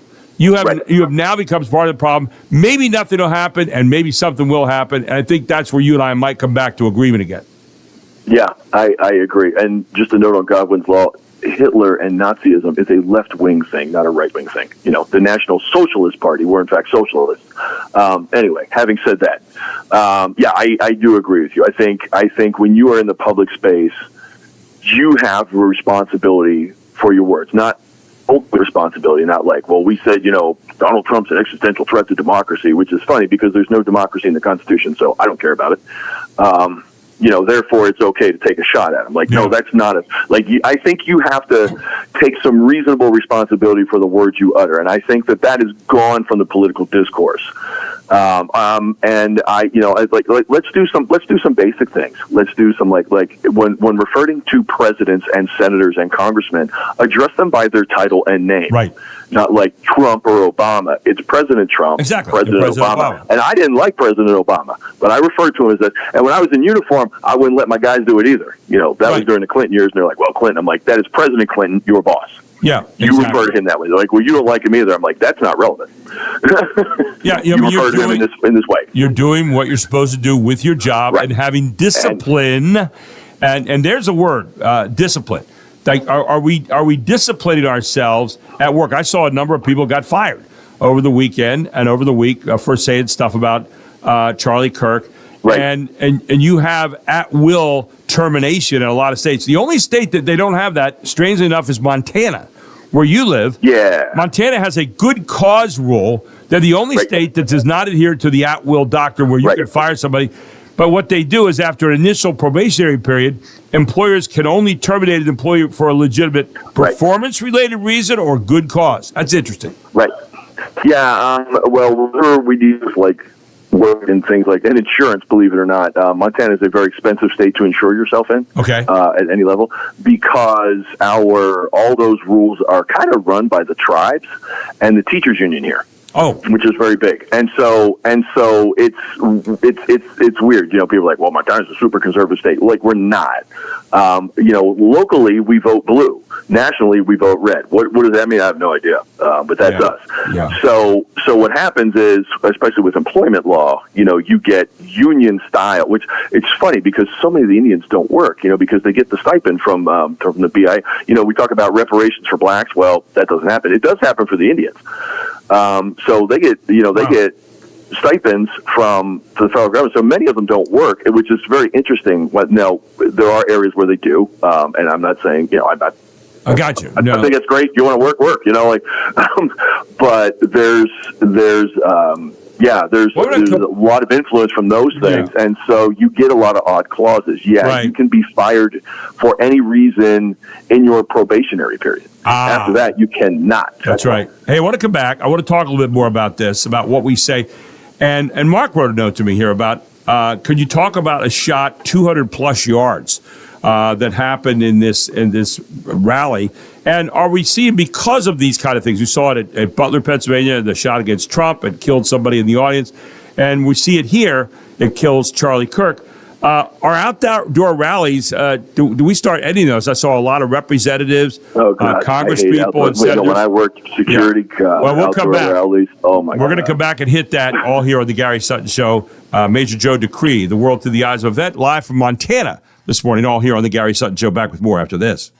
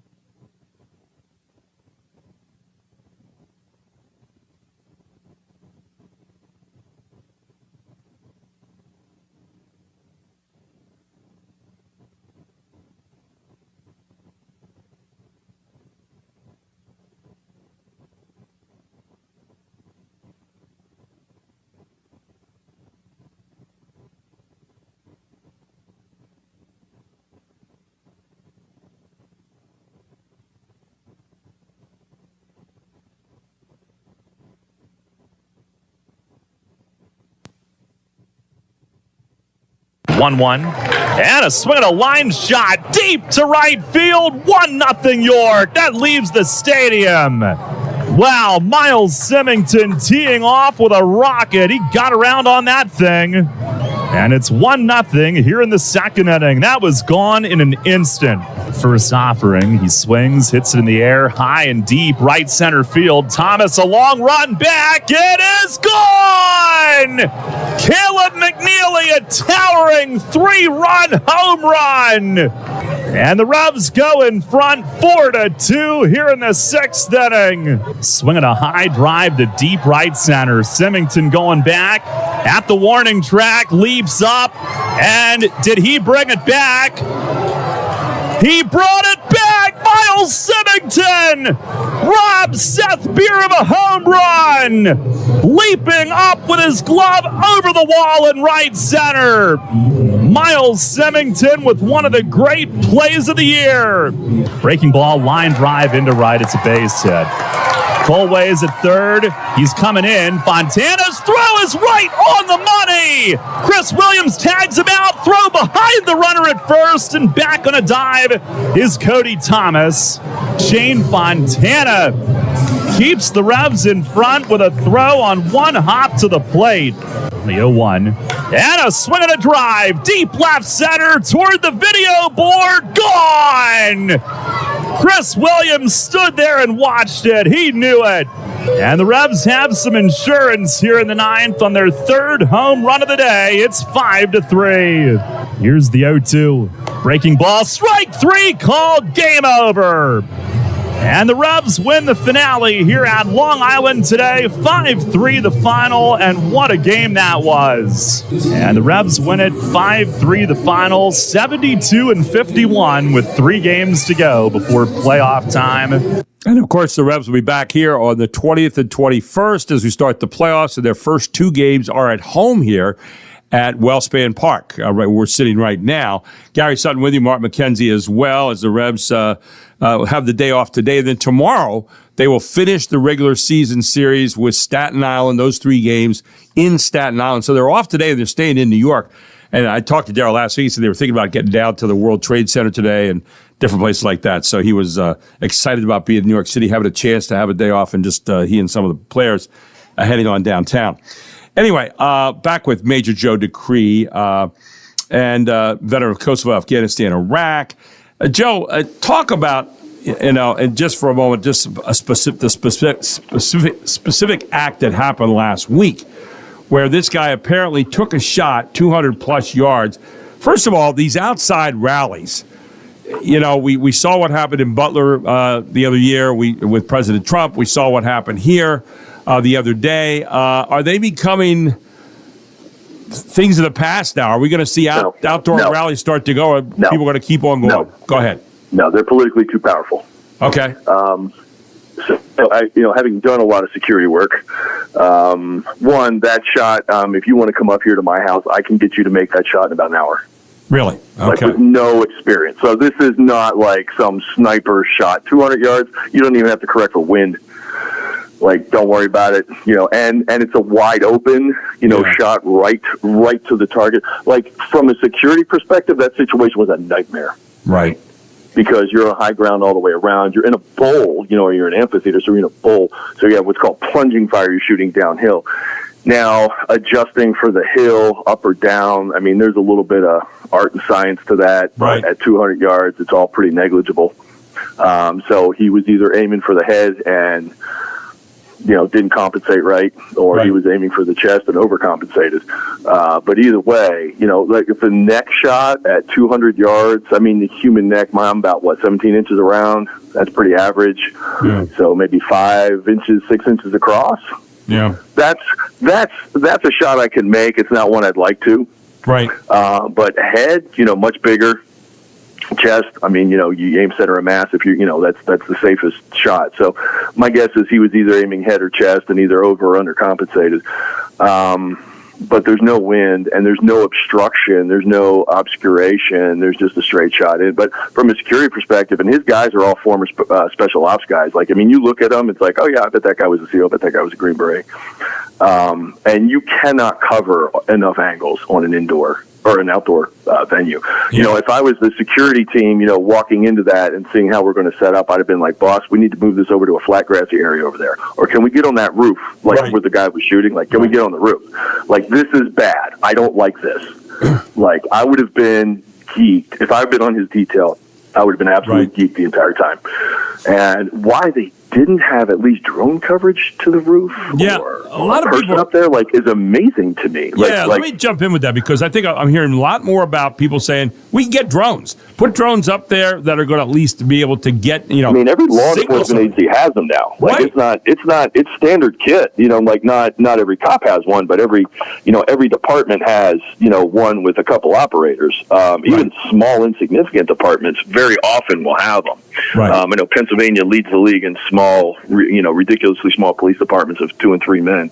Pennsylvania has more of those than everybody else. Let me ask you a question that you gave me yesterday on text, and I didn't want to lose you. We have about 3 minutes left here. But yesterday you said in the aftermath of Charlie Kirk's murder, and I think a lot of people, when they see something like this and something like this happens in front of us, we all kind of collectively and individually go back and say, what about my life? What you know, and you kind of did a little bit of that. You said you were looking at things and trying to see how you could do more for the Lord's kingdom. And you said sometimes it feels like I haven't even gotten started. Talk about that a little bit. Well, I mean, you know, I've done a lot in my life. I mean, I've lived. You know, I'm 60 years old on Wednesday. Well, congratulations. Happy birthday to you. Yes. Yeah, thanks. It's the birthday I never wanted because, you know, I am officially unrecallable now by the, you know, Department of War. Right. You know, there is no national emergency large enough to warrant Joey D's, you know, recalling to active service. So this is the one I never wanted. But okay, here we are, right? And I've done a lot of stuff. I've had a lot of cool jobs. You know, I've spent a lot of time the last few years.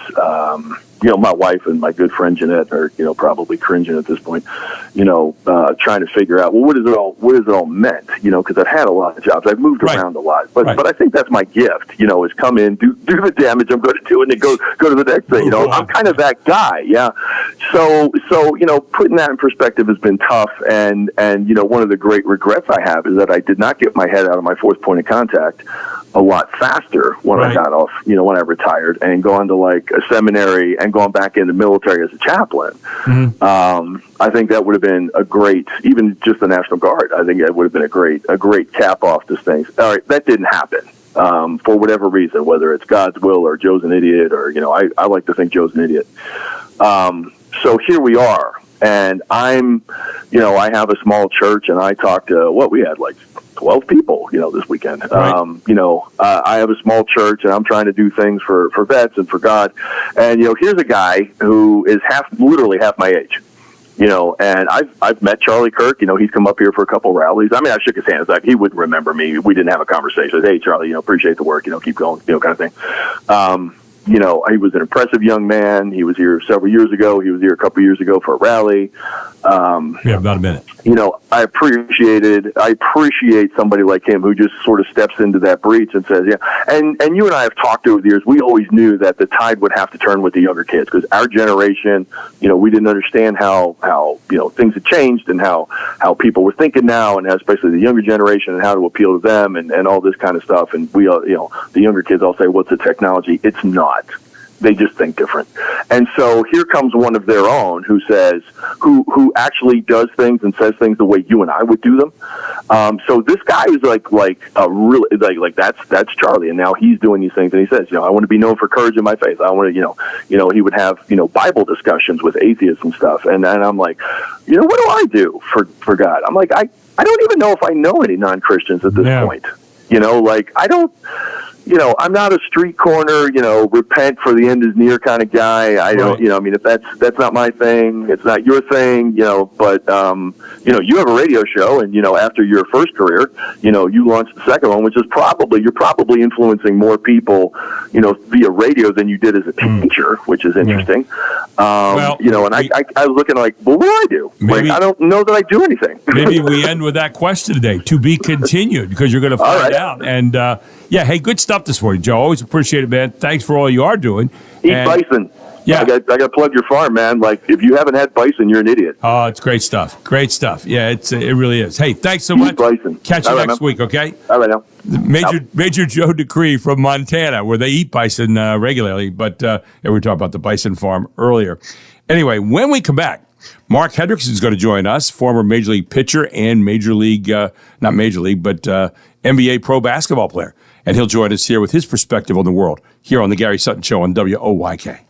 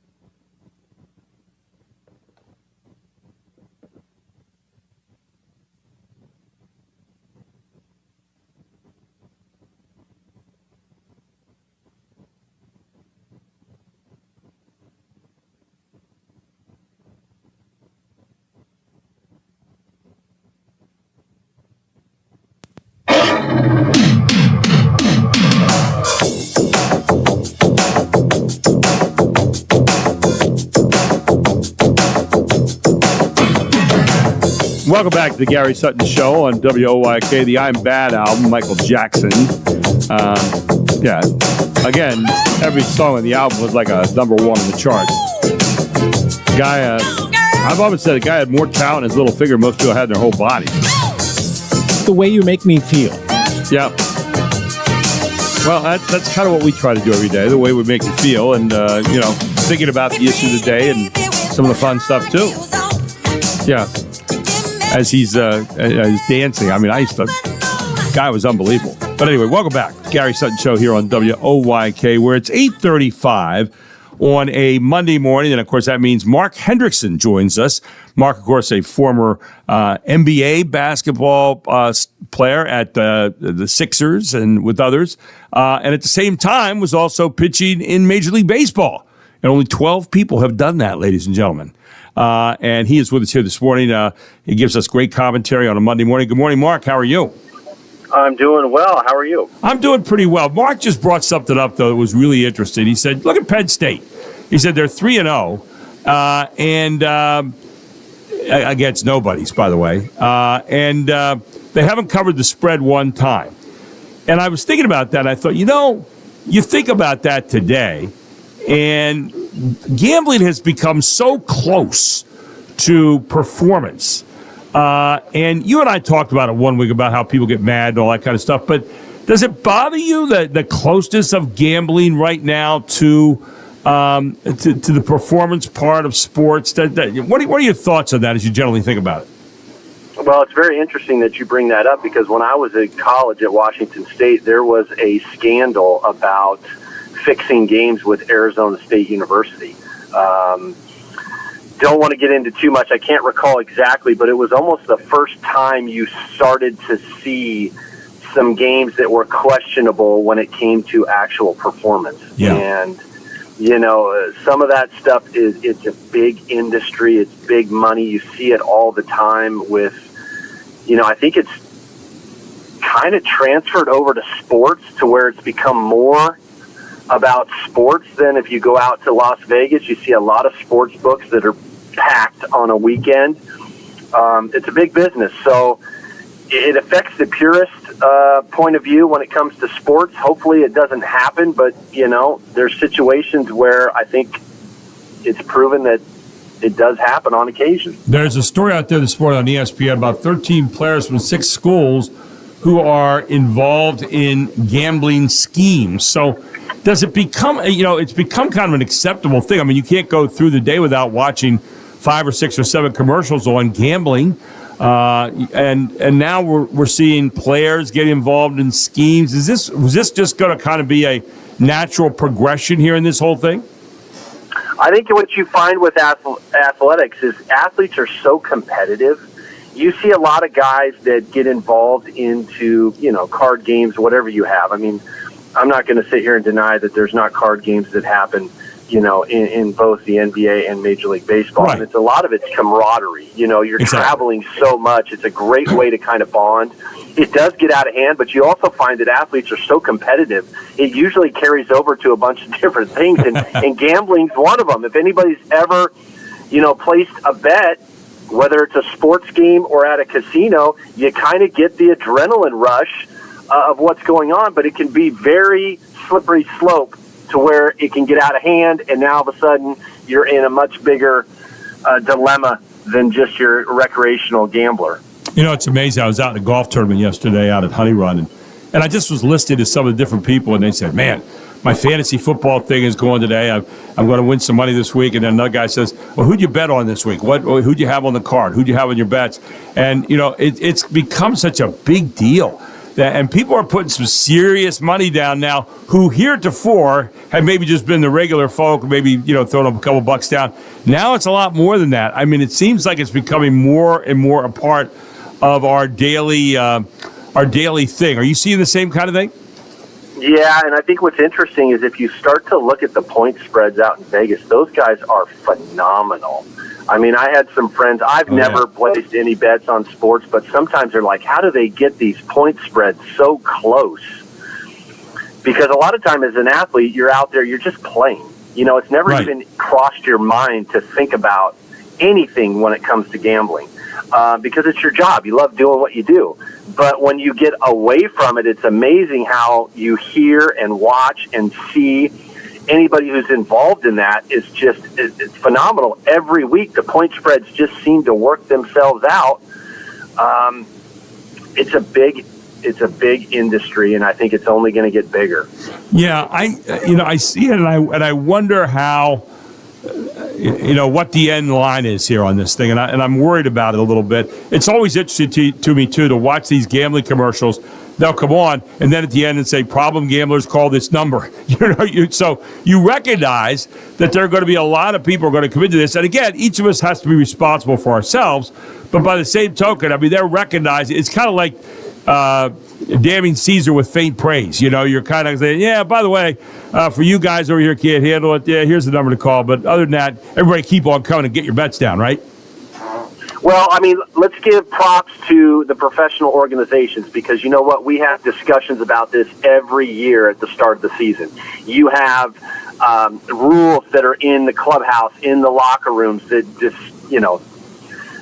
against gambling and the repercussions of what can happen. So they are doing a good job of educating at least the professional athletes. I think where it kind of gets filtered down is you start to get into college, and now college has become a big business, and now you have so many different college athletes. You don't know where they come from. You don't know their situation.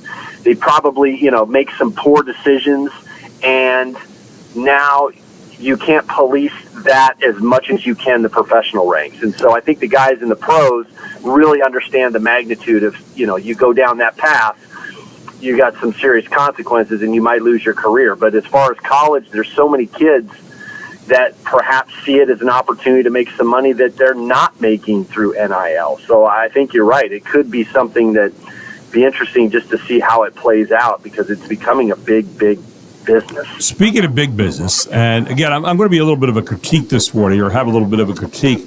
A lot of people are, and this is totally something else we're going to now.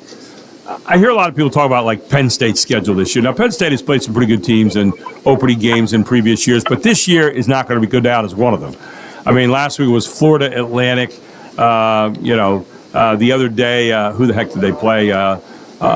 Villanova, who's barely Division I in football. I think if I was Villanova, I'd say, well, if you're going to play us in football, then you got to play us in basketball. The winner, that might be a more even thing here. But these schools are getting guarantees to get beat up, and I'm wondering, from your vantage point now in baseball and obviously in basketball, maybe you didn't have the ability in the pros to schedule cupcakes, but these are cupcakes. I mean, these are ones you're going to get wins on. Then you get a bye week, and then you got to play Oregon at Penn State. Obviously, this is the way their organization has planned to go this year. What do you think about that, as opposed to teams like, Notre Dame, who comes out and plays against Miami right away, and then Texas A&M, and they're hitting the very best? Do people look forward to these kind of games? Is a win, or is there something more to it? What's your take on it? Maybe not only as a guy who's participated in pro sports, but also as a guy that watches it. Well, I think football is a great example. Look at the schedules now. You remember when, back when I was in college, it was this discrepancy was maybe 7 home games and 5 road games. I look at some of these major conference schedules, and a lot of the powerhouses play maybe 3 true road games in the season. Right. And I'm just like, where is, the NFL, it's like 9 or 8. You're playing an equal amount home and away. And I get these are big universities that have a tremendous amount of revenue coming in. But I think from a competitive standpoint, you'd like to see a little bit more. I know scheduling is very difficult. A lot of people look at scheduling and think it's super easy. It really is not. Right. There's things they've got to plan out years in advance. And sometimes you don't want to schedule a school because you say, hey, guess what? If we come to you, will you come to us? Right. And they don't connect there. And some of these big universities that have these tremendous stadiums, they want home games. That's revenue for their athletic department, just like these cupcakes, as you want to call them, are going to take the payday because that's huge for their athletic department. And you see a few upsets here and there. You do. But for a lot of those schools, it's willing, that's a big payday for their department. Mm-hmm. No, it is. I mean, you're going to come in and get $1.5 million, and you say, okay, I'm taking it home. We got the snot kicked out of us, but we got snot kicked out of us by Penn State at Penn State. So you actually put that on the resume, and kids that are coming to a school which maybe is not as high a school as some of the Big Fives and so forth are saying, hey, I'm going to get to go play Penn State, or I'm going to get to go play Ohio State or whatever, or I'm going to get a trip to the West Coast to play USC. We might get knocked out, but guess what? Our university is going to be richer, and I've got the experience of saying I played against some pretty good players, right? Well, it supports all the other sports. That's the thing that these schools realize is, football is the engine that drives the athletic departments at universities. They know that. And so if they can get that paycheck, that helps support those secondary sports where maybe they're not as much revenue producing as their football program. So you can't fault those teams. Now, when you look at it from the eyes of Penn State, would you like to see a little bit more of a competitive game prior to an Oregon game here in 2 weeks? Absolutely. But it is what it is. They get into their conference, and now they've got a competitive conference, so they're going to get a lot better competition moving forward. Well, yeah, it'll be interesting to see what happens. I just wanted to get your take on that because I heard a lot of people talking about that yesterday. You go to the golf course, you go to the bus station, you go to the supermarket, you go to the diner, you can hear all the news, man. So I thought, well, I'd pass that one on and just see what you thought about it. But, Mark, always good to have you here on a Monday morning. Really appreciate your insights and your intelligence about all this. And it's great to have a guy that's been on the inside of this talking to us every Monday. Thanks, man. Well, I'm surprised you didn't talk about Scotty Scheffler. That's kind of your thing. And I normally go there. Well, let's do this real quick because we have a couple minutes. Scotty Scheffler wins the last pro tournament before the Ryder Cup yesterday. He shot a paltry 70 on Thursday, and then Mark said he goes out and shoots like 64, 67 on the weekend to close it all out. What a year he's had, and now he leads the Americans in next week as they're going to play up here at Bethpage Black in New York, which is like one of the longest courses ever, but it's also a municipal course, by the way, against a really good European team. You got any take on that? I think you and I need to find our way up there to play that course at some point. And we'll play it from the tips just to experience it. I think it's going to be a great event. I love the Ryder Cup. I think it's a great team format. I was noticing, I didn't watch the event yesterday, but I thought maybe Scotty had a little aura of a Tiger Woods where I saw the other competitor missed a putt. One of those things where that guy was leading the tournament for 3.5 rounds. And here comes Scotty, and, it's just one of those expectations in his mind, and it should be a great week leading up, and I know the fans, it's going to be a great atmosphere for the fans. I've been to a President's Cup, but I've never been to a Ryder Cup yet, and I'd love to go sometime. I know friends are going up there this week, but it's just a great thing. And, of course, now you got the Ryder Cup in New York. New York fans are known to be, pretty boisterous every now and then, especially if a little bit of liquid inside them. But we'll see how that goes. But you're going to hear a lot of the USA, and you're going to hear a lot of that, it's funny, B. Yeah. It's like golf and tennis. The athletes in golf and tennis get so upset when the fans talk smack. And I'm just like, welcome to the sports world. Like, you guys have it so good that they're polite. Yeah. While you're trying to play. I mean, the rest of us, I can't repeat on this show some of the things I've heard. Yeah. So for them, it's kind of like, it's good for them to get a little bit ruckus and get under their skin a little bit. There you go. A little bit of Happy Gilmore stuff going on, but we'll see. Hey, good talking to you, my man. Have a great week, and we'll talk to you next Monday morning, okay? All right, sounds good, Gary. Thanks, Mark. Take care. Mark Hendrickson here on the Gary Sutton Show on WOYK. Always some great insights, and that is going to be fun this week when the Ryder Cup gets started, and they are going to be battling on. That'll be next week, actually, in Bethpage, New York. They have 6 courses up there. You know that, Mark? Bethpage Black is the longest. Yeah, that's where I'm going. Yeah, you're going to go up to it, aren't you? Yes, we're going to a practice round. I think it's 7,700 yards from the back tees. No, I'll feel simpatico. I played one time at Nemacolin, and they used to have something called the 84 Lumber Open there. John Daly started the tournament there.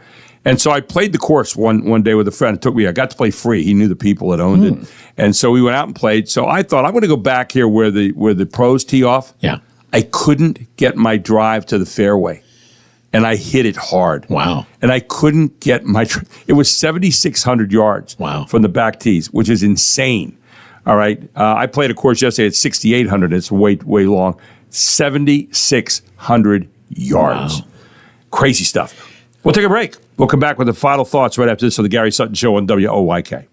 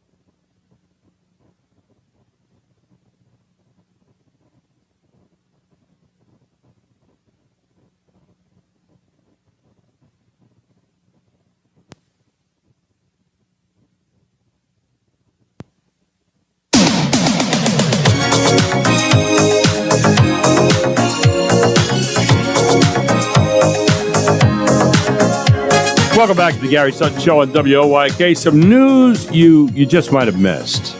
This is news that's not necessarily true, but it ought to be. Anyway, a Rhode Island teacher was arrested for biting a student, and that's the latest from Army Hammer Elementary. So I thought I'd get that one in.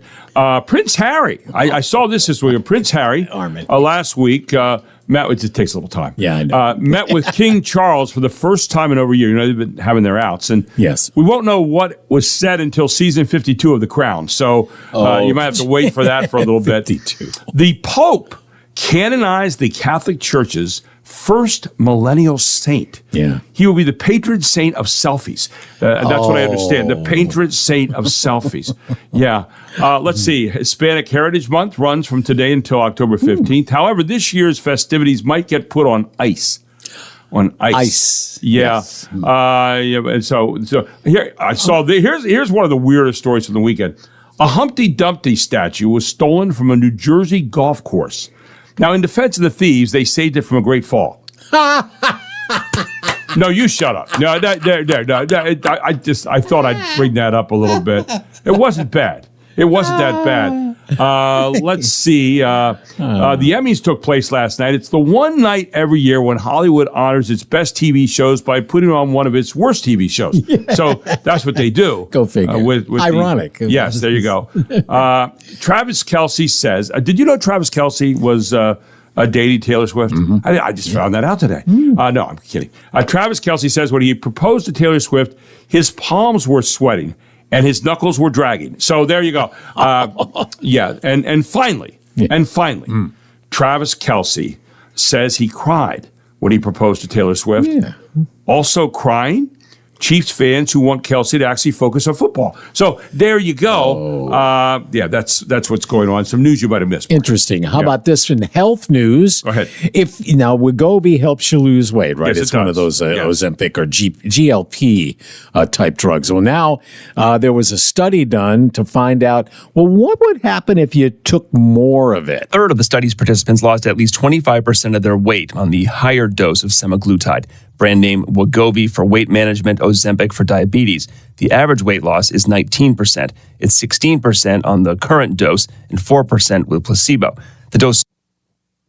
And finally, I do want to remind you this afternoon at 4 p.m., we have a sale coming up at Thomasville Country Auction. That's right. Collectibles, Lagerberger baskets, Hess stuff, those little cars and so forth, Orioles things, tools, boxes. And you can find it all at ThomasvilleCountryAuction.com right now. Go in there, hit auction dates, the little blue tab, and look for September 15th. And every item that's up for bid will be there this afternoon.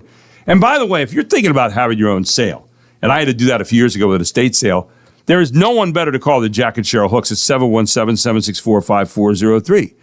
They will help come out to your home, sit down with you, talk about the items, take a look at them, tell you the realities of a sale, what to expect, what not to expect, and help you in every way, shape, and form, and also offer to help get the items to your house, their auction house, and then do the right kind of sale or multiple sales that will best help you.